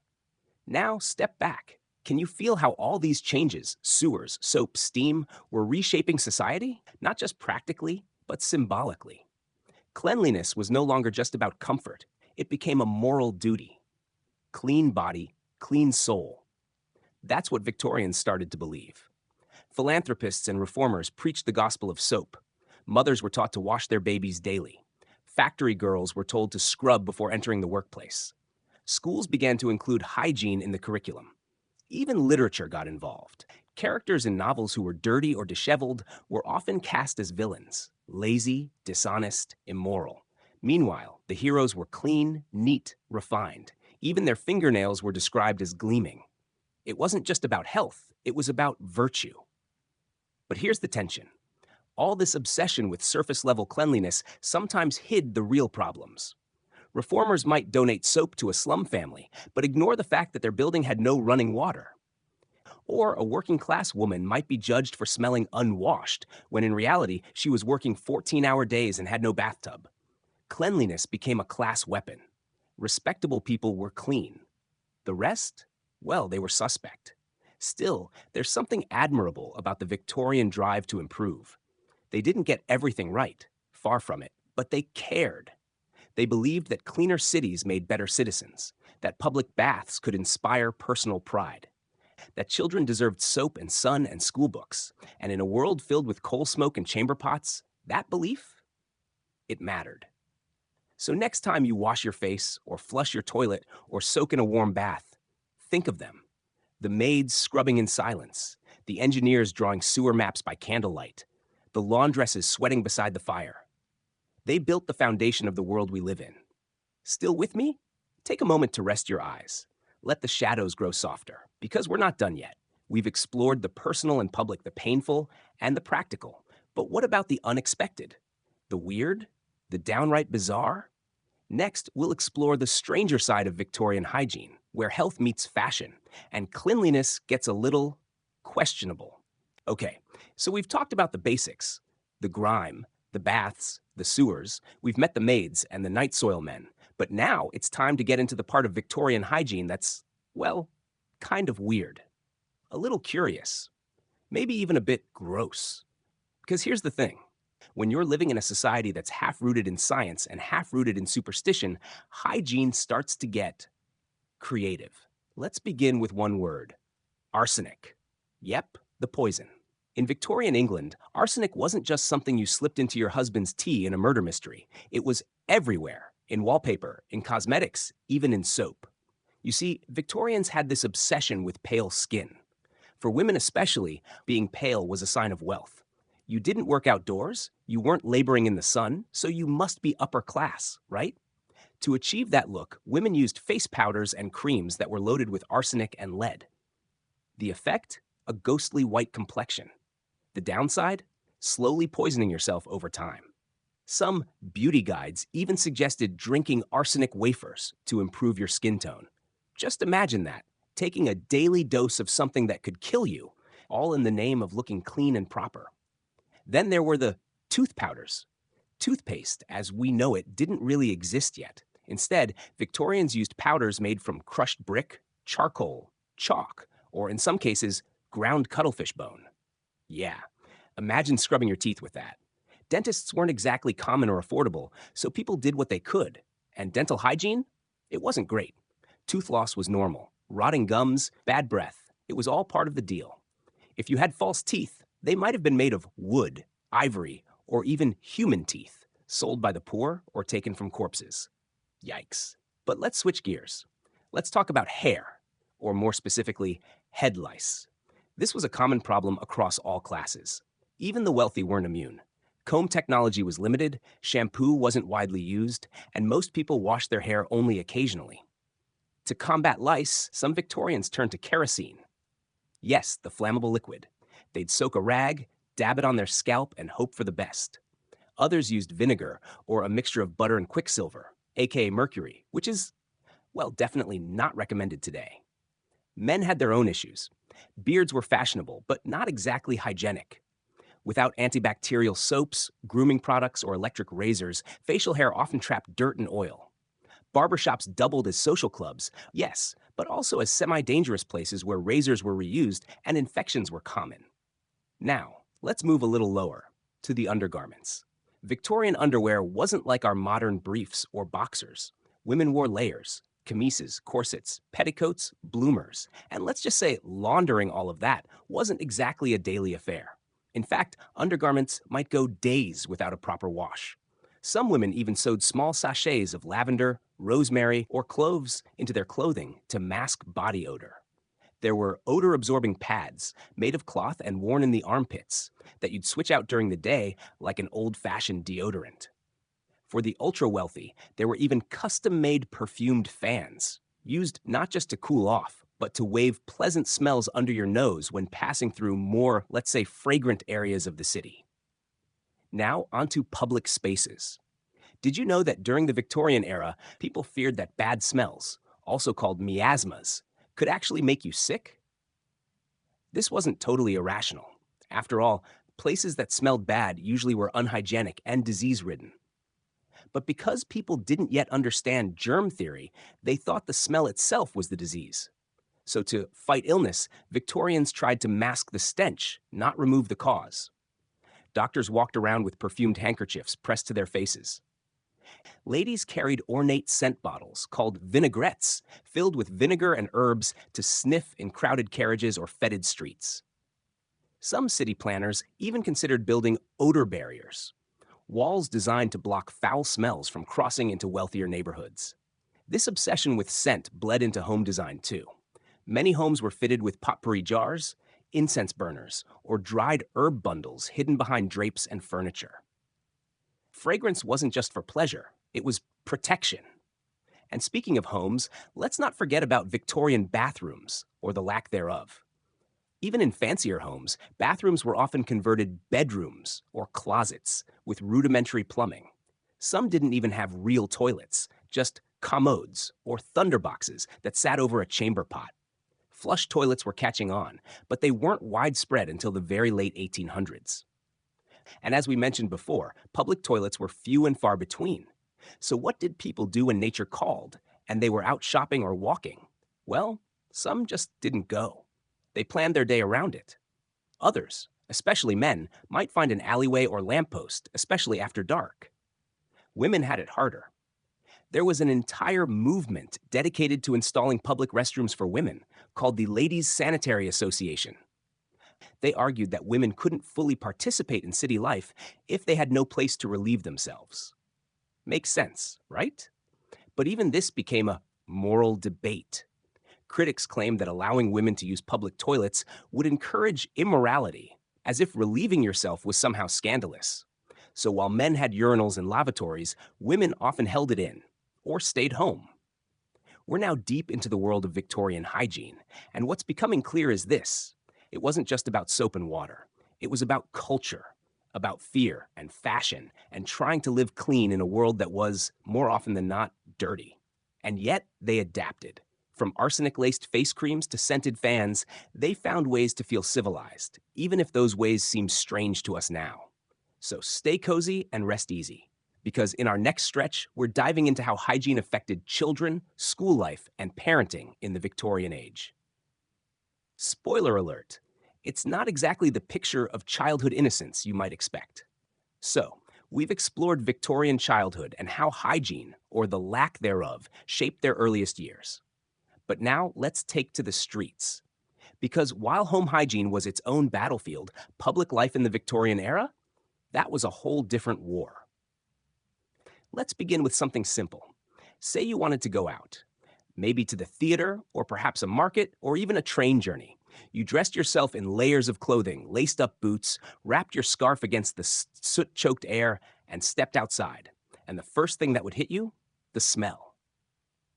Victorian cities, London, Manchester, Birmingham, even smaller towns, were overwhelmed with the scent of open drains, horse manure, chimney smoke, unwashed bodies, butcher's waste, dead rats, and stagnant water. It was a pungent perfume that clung to every brick. Even parks weren't always a refuge. The beautiful Victorian gardens we imagine today were often built as a reaction to industrial filth, to give people clean air and green space. But before these reforms, outdoor spaces were not particularly clean, especially when dogs and livestock freely roamed city streets. Markets were no better. Think of stalls piled with unrefrigerated meat, open fish, melting butter, and fruit crawling with flies. Vendors wiped knives on aprons that hadn't seen soap in days. Hand washing stations didn't exist. It was a place of commerce, color, and bacteria. Now let's board a train. The railway boom of the 19th century connected cities like never before, but sanitation didn't keep pace. Carriages were rarely cleaned, passengers smoked indoors, and ventilation was limited. If you had to use the toilet, some trains had basic lavatories that emptied straight onto the tracks. Others had none at all. People either held it in or used chamber pots discreetly in private compartments. Public lavatories in train stations were scarce and often segregated, if they existed at all. In many towns, women's public toilets weren't available until the late 1800s. Remember the Ladies' Sanitary Association? They pushed hard for change, but it was slow. And if you were traveling by omnibus, the situation was no better. Omnibuses, early versions of the public bus, were horse-drawn, crowded, and noisy. People sat shoulder to shoulder. During winter, the windows fogged up from body heat. During summer, they were suffocating. People coughed openly, spat out windows, and carried with them the lingering smells of coal smoke, sweat, unwashed clothes, and last night's gin. Now, let's peek inside a Victorian theater. These grand venues were hubs of culture and entertainment. But hygiene? Not exactly front-row quality. Seats were plush but rarely cleaned. Audiences were packed in, including the working class in the gallery levels, and the elite in the boxes. People brought snacks, usually meat pies or oranges, and discarded peels and bones on the floor. Rats scurried beneath seats. Theaters could smell of damp velvet, spilled wine, cigar smoke, and unbathed patrons, all mingling in the same cramped hall. And here's the kicker. Many theaters lacked adequate toilets, especially for women. Intermissions weren't always long enough to step out and find a public lavatory. So some women simply didn't go. Now let's zoom in on another iconic part of Victorian public life, the pub. Pubs were where the working man found refuge, especially after a long day at the factory. But they weren't spotless havens. They were smoky, dimly lit, and sticky with spilled beer. Some even had spittoons, bowls meant for spitting out chewing tobacco or phlegm. These were rarely emptied or cleaned properly, and if you can imagine the smell, well, maybe don't. Bathrooms? Many pubs didn't have indoor plumbing, especially earlier in the century. Patrons used outhouses, alleyways, or urinated behind the building. This wasn't just tolerated, it was expected. And then we have churches. Yes, even these sacred places weren't immune. In fact, churches posed their own hygiene challenges. People packed into pews wearing heavy wool garments. Ventilation was minimal. Babies cried, people sneezed, and no one was dabbing on hand sanitizer before communion. Pews and floors collected decades of dust, and only the wealthiest churches employed regular cleaners. Now let's move underground. The London Underground, or the Tube, began operation in 1863, and while it was a marvel of engineering, it was also a place of terrible air quality. Trains were steam-powered at first, releasing soot and smoke into tunnels with barely any ventilation. Passengers left covered in grime, their clothes streaked with coal dust. Breathing in the air could trigger asthma, coughing fits, or what Victorians called railway throat, a persistent dryness caused by smoke inhalation. Sanitation on the platforms? Non-existent. Litter was common. Toilets? Sparse and unpleasant. And don't forget, bathing wasn't a daily habit for most riders. So sharing that space during rush hour? That was a test of endurance. And what about public celebrations? Festivals, fairs, parades, all part of Victorian public life. But crowds meant one thing, a hygiene nightmare. There were no portable toilets, no garbage bins. People discarded food wrappers, bones, and beer bottles on the street. Children played barefoot. Vendors shouted over the din. The smell of roasting meat mixed with human sweat and manure from the horses pulling decorative carriages. Rain only made it worse, turning dirt roads into rivers of sludge and waste. Public fountains were often the only sources of drinking water, and some were contaminated. Cholera outbreaks spread during these events like wildfire. And yet, people still showed up because life had to go on. Entertainment, escape, and community were more important than a little or a lot of filth. In some ways, the public spaces of the Victorian world were held together by this strange contradiction. Progress was happening: railways, streetlights, sewer systems.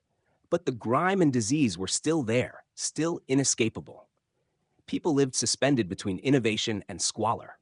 And what's even more fascinating, Victorians believed they were cleaner than ever before. Because compared to the medieval era, they were.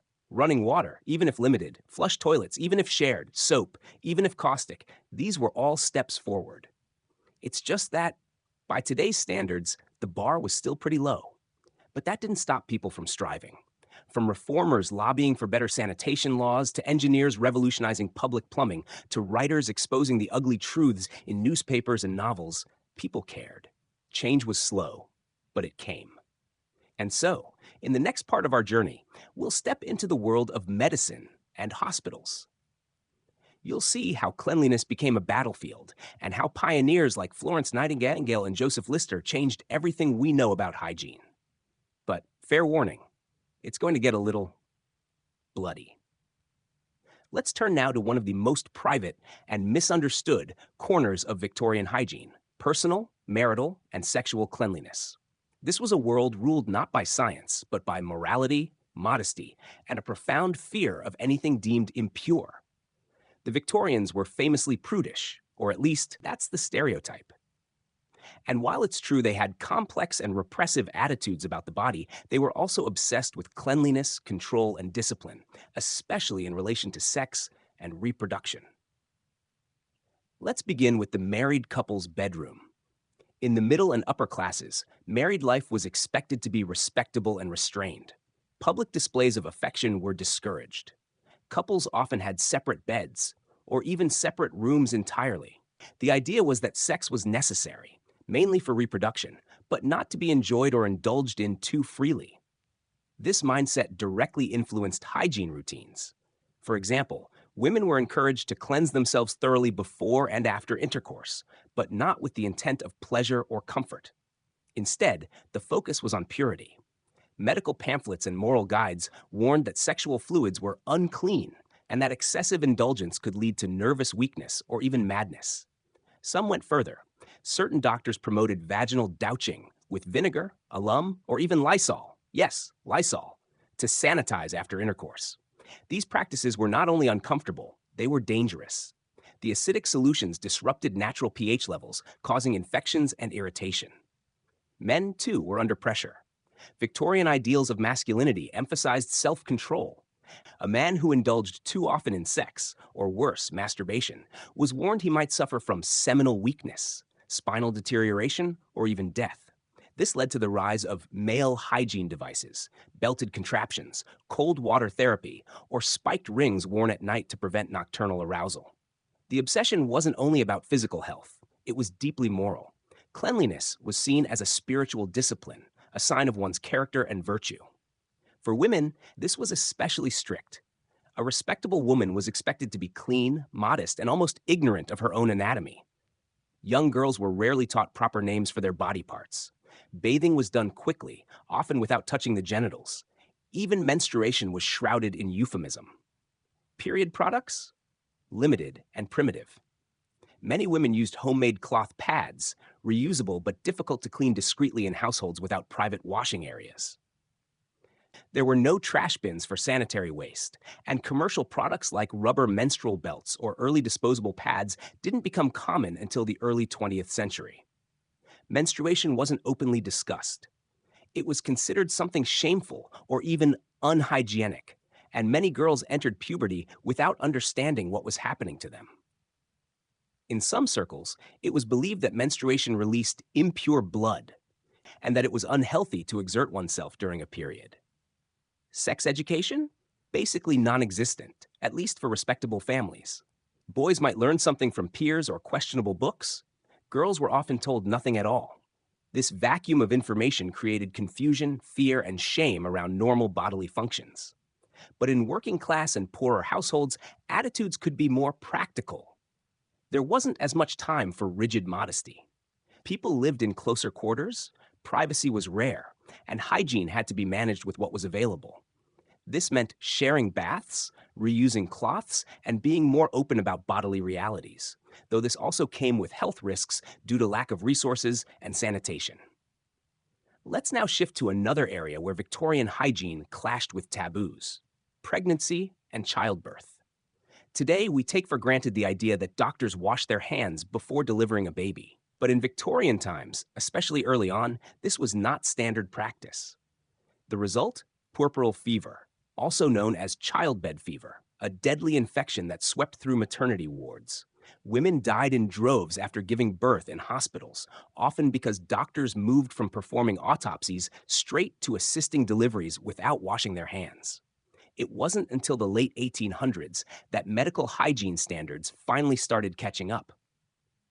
But before that, childbirth was one of the most dangerous events in a woman's life. Even at home, birth could be perilous.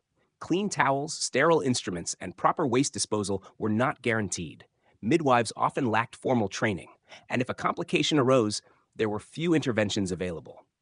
Postpartum hygiene? Equally lacking. Mothers were expected to resume their duties quickly, despite having little support and no pain management.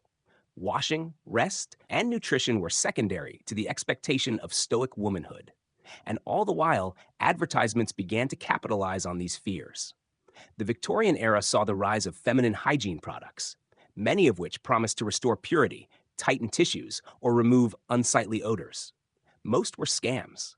Some were downright harmful. But they fed into the cultural narrative that a clean woman was a good woman, and any deviation was shameful. Even natural body smells were a cause for alarm. Deodorants were rare, and perfumes were often used instead.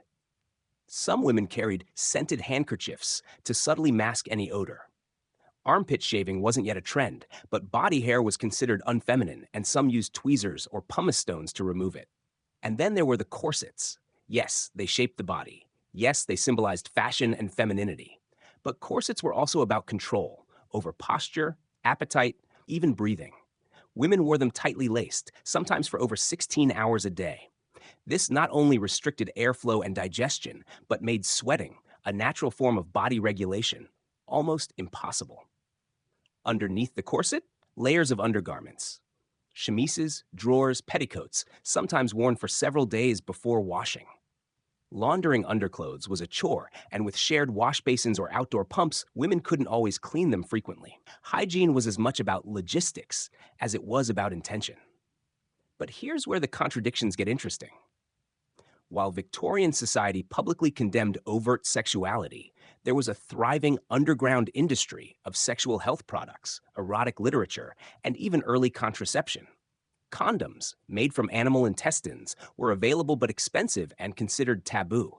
Some couples used withdrawal or herbal methods, though success rates were unpredictable. The very idea of preventing pregnancy was controversial. Many believed it went against religious duty. Others saw it as a form of moral decay. And yet the products kept selling, quietly, discreetly, through coded language and mail order catalogs. So, what does all of this tell us? Victorian hygiene wasn't just about keeping clean, it was about shaping behavior, enforcing norms, and regulating desire. It reflected a world where science was beginning to challenge superstition, but where morality still held a firm grip on the body. In the next part of our journey, we'll leave the bedrooms and operating rooms behind and explore how death and hygiene intersected in the Victorian world. Because for Victorians, even death required cleanliness, ritual, and a surprising amount of hair collecting. Let's turn now to one of the most private and misunderstood corners of Victorian hygiene: personal, marital, and sexual cleanliness. This was a world ruled not by science, but by morality, modesty, and a profound fear of anything deemed impure. The Victorians were famously prudish, or at least that's the stereotype. And while it's true they had complex and repressive attitudes about the body, they were also obsessed with cleanliness, control, and discipline, especially in relation to sex and reproduction. Let's begin with the married couple's bedroom. In the middle and upper classes, married life was expected to be respectable and restrained. Public displays of affection were discouraged. Couples often had separate beds, or even separate rooms entirely. The idea was that sex was necessary, mainly for reproduction, but not to be enjoyed or indulged in too freely. This mindset directly influenced hygiene routines. For example, women were encouraged to cleanse themselves thoroughly before and after intercourse, but not with the intent of pleasure or comfort. Instead, the focus was on purity. Medical pamphlets and moral guides warned that sexual fluids were unclean and that excessive indulgence could lead to nervous weakness or even madness. Some went further. Certain doctors promoted vaginal douching with vinegar, alum, or even Lysol, yes, Lysol, to sanitize after intercourse. These practices were not only uncomfortable, they were dangerous. The acidic solutions disrupted natural pH levels, causing infections and irritation. Men, too, were under pressure. Victorian ideals of masculinity emphasized self-control. A man who indulged too often in sex, or worse, masturbation, was warned he might suffer from seminal weakness, spinal deterioration, or even death. This led to the rise of male hygiene devices, belted contraptions, cold water therapy, or spiked rings worn at night to prevent nocturnal arousal. The obsession wasn't only about physical health, it was deeply moral. Cleanliness was seen as a spiritual discipline, a sign of one's character and virtue. For women, this was especially strict. A respectable woman was expected to be clean, modest, and almost ignorant of her own anatomy. Young girls were rarely taught proper names for their body parts. Bathing was done quickly, often without touching the genitals. Even menstruation was shrouded in euphemism. Period products? Limited and primitive. Many women used homemade cloth pads, reusable but difficult to clean discreetly in households without private washing areas. There were no trash bins for sanitary waste, and commercial products like rubber menstrual belts or early disposable pads didn't become common until the early 20th century. Menstruation wasn't openly discussed. It was considered something shameful or even unhygienic, and many girls entered puberty without understanding what was happening to them.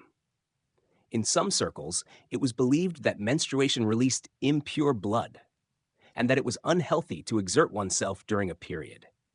Sex education? Basically non-existent, at least for respectable families. Boys might learn something from peers or questionable books. Girls were often told nothing at all. This vacuum of information created confusion, fear, and shame around normal bodily functions. But in working class and poorer households, attitudes could be more practical. There wasn't as much time for rigid modesty. People lived in closer quarters, privacy was rare, and hygiene had to be managed with what was available.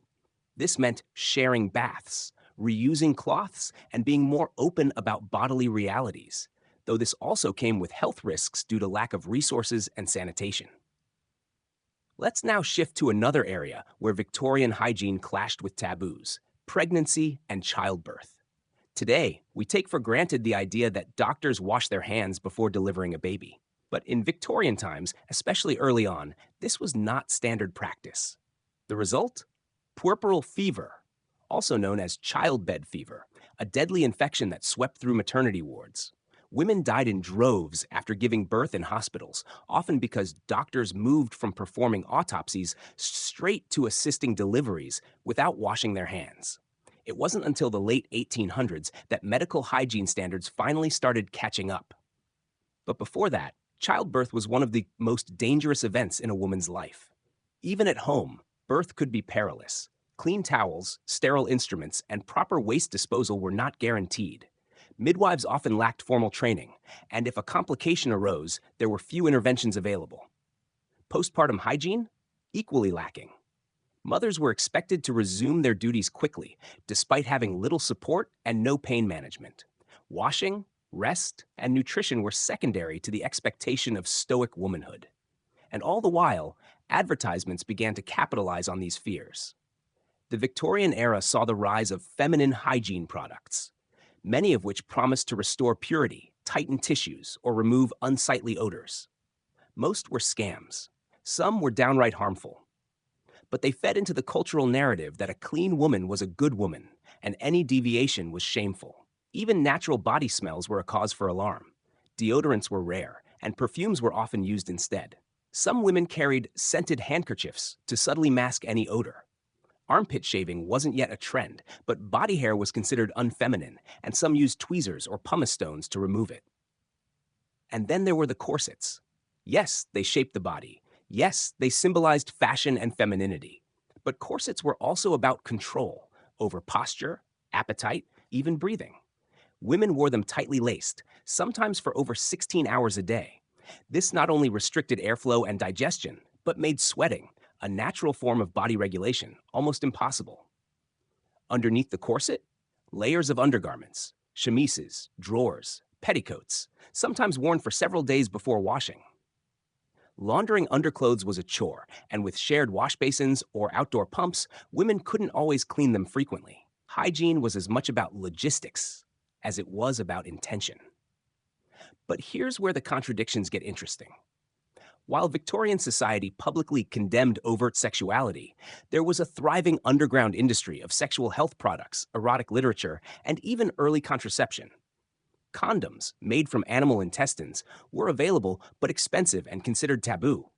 Some couples used withdrawal or herbal methods, though success rates were unpredictable. The very idea of preventing pregnancy was controversial. Many believed it went against religious duty. Others saw it as a form of moral decay. And yet, the products kept selling, quietly, discreetly, through coded language and mail-order catalogs. So, what does all of this tell us? Victorian hygiene wasn't just about keeping clean. It was about shaping behavior, enforcing norms, and regulating desire.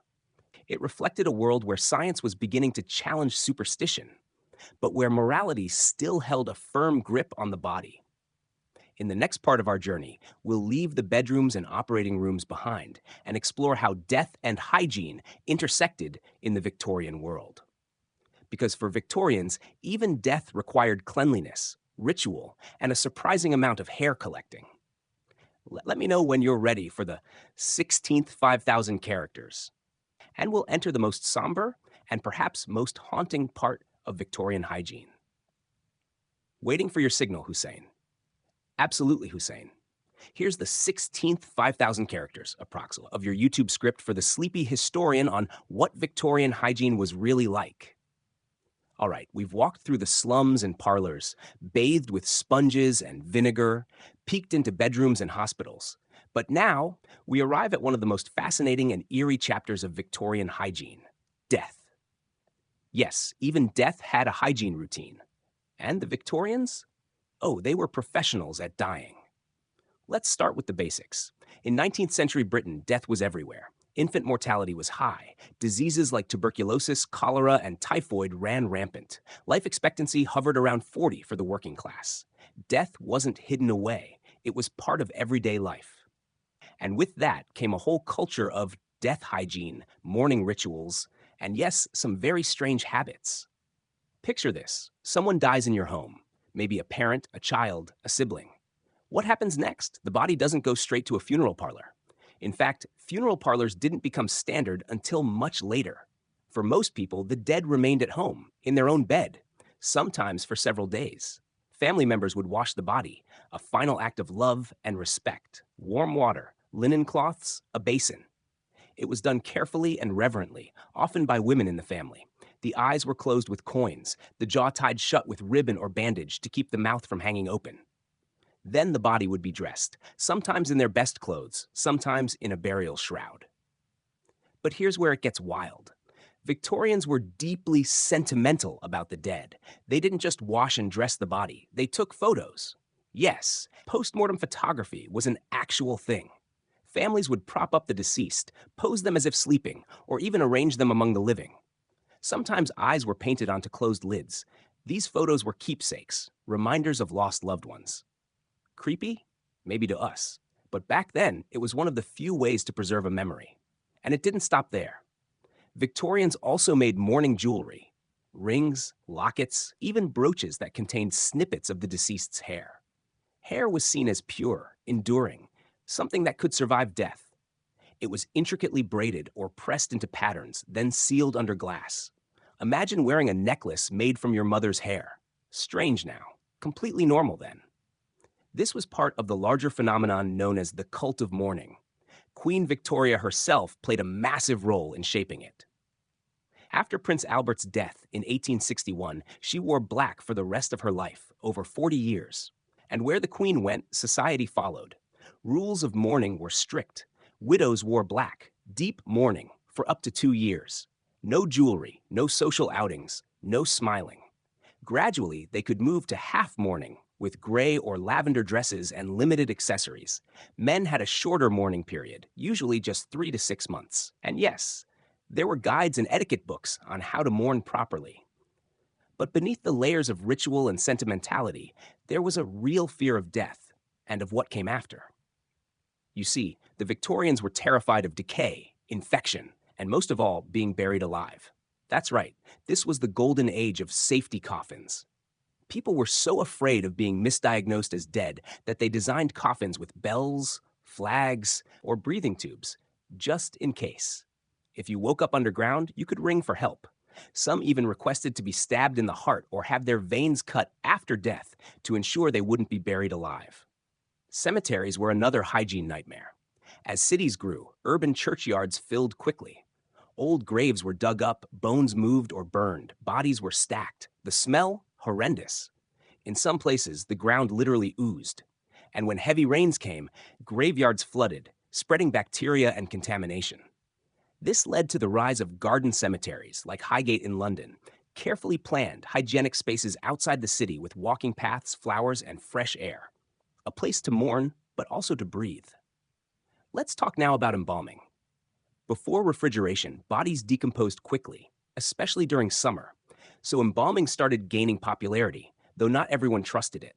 At first, it was used mainly for transporting bodies, soldiers from war, or the wealthy who died abroad.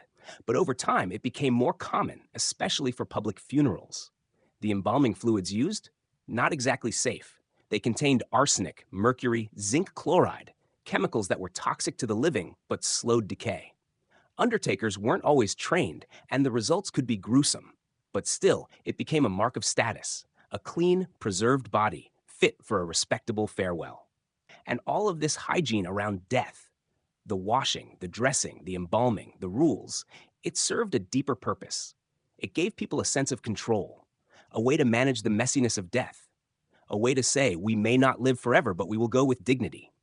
And as strange as it might sound, these death rituals were also a way to keep the living clean, physically and emotionally. The Victorians understood something we often forget. That grief, like hygiene, requires rituals. Washing the dead was part of letting go. Wearing black helped you show the world, I am hurting. Keeping a lock of hair helped you hold on to love. As we wind down our journey, let's take one last look at the overall picture of Victorian hygiene. From the outside, the Victorian era appears elegant. Corsets, waistcoats, lace, and manners. But underneath it all was a daily struggle with filth, disease, secrecy, and survival. People tried their best with what they had. They improvised. They followed rules that made sense at the time. Some ideas were absurd, others were dangerous. But all of it tells a story, not just about dirt and soap, but about what it means to be human. To try, to endure, to find ways of caring for the body, even in a world that didn't always make it easy. And that, my friend, brings us to the edge of our final act. Get comfortable, because in our last 5,000 characters, we'll explore the odd inventions, forgotten remedies, and hygiene hacks Victorians swore by, including a few that might surprise you. And just when you think you've seen all the peculiarities of Victorian hygiene, let's glance at a few last curiosities, some final brushstrokes to complete our picture of a world both shockingly alien and strangely familiar. You might be wondering, were there any real advances during this time? Absolutely. In fact, the Victorian period laid the groundwork for the public health revolution. The Great Stink of 1858, when the Thames literally reeked so badly that Parliament couldn't function, prompted real change. Enter Joseph Bazalgette, the unsung hero who designed London's modern sewer system. He didn't just dig tunnels, he rescued a city from itself. Hospitals began adopting antiseptics. Cities started investing in public baths. Soap became more affordable. People slowly realized that clean water wasn't a luxury, it was a right. That washing hands could save lives. That filth wasn't just unpleasant, it was deadly. It took time. It took tragedy. But inch by inch, the world moved forward. And the everyday people? They didn't wait for change. They did what they could. They boiled water. They cleaned with vinegar. They passed down remedies and home routines. They adapted because survival required it. There's something deeply moving about that. See, when we look back at history, it's easy to laugh, to wince, to cringe. But what we're really seeing is the evolution of care. How people, across centuries, found ways to protect one another. With what little they had, they wrapped infants in warm cloth. They shared soap when they could afford it. They made herbal tonics. They whispered old wives' tales with hope in their voices. They carried buckets of water, ironed linens, and washed the dead. That's not just hygiene. That's humanity. And here we are now, in a world of soft towels, scented soaps, sterile syringes, and warm, clean beds. But beneath all that comfort is the shadow of history, the long, messy road we walked to get here. A road paved with misunderstanding, invention, superstition, compassion, and a whole lot of coal dust. Tonight, as you drift towards sleep, maybe the air smells like lavender, or fresh laundry, or maybe just nothing at all, which, for a Victorian, would be a miracle. So take one last breath. Deep, clean, easy.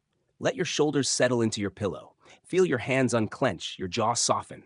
Let your mind wander back through gaslit streets, crowded alleys, and quiet bedrooms lit by flickering lamps. Remember the girl who shared a wash basin with 6 siblings, the factory worker scrubbing grime from his nails, the nurse who boiled linens and prayed they'd done enough, the mother brushing her daughter's hair with a comb cleaned in vinegar. And remember this, hygiene isn't just about staying clean. It's about love, ritual, dignity. It's about saying, you matter, your body matters, your presence matters. And that, my sleepy friend, is the real story of Victorian hygiene. This has been The Sleepy Historian.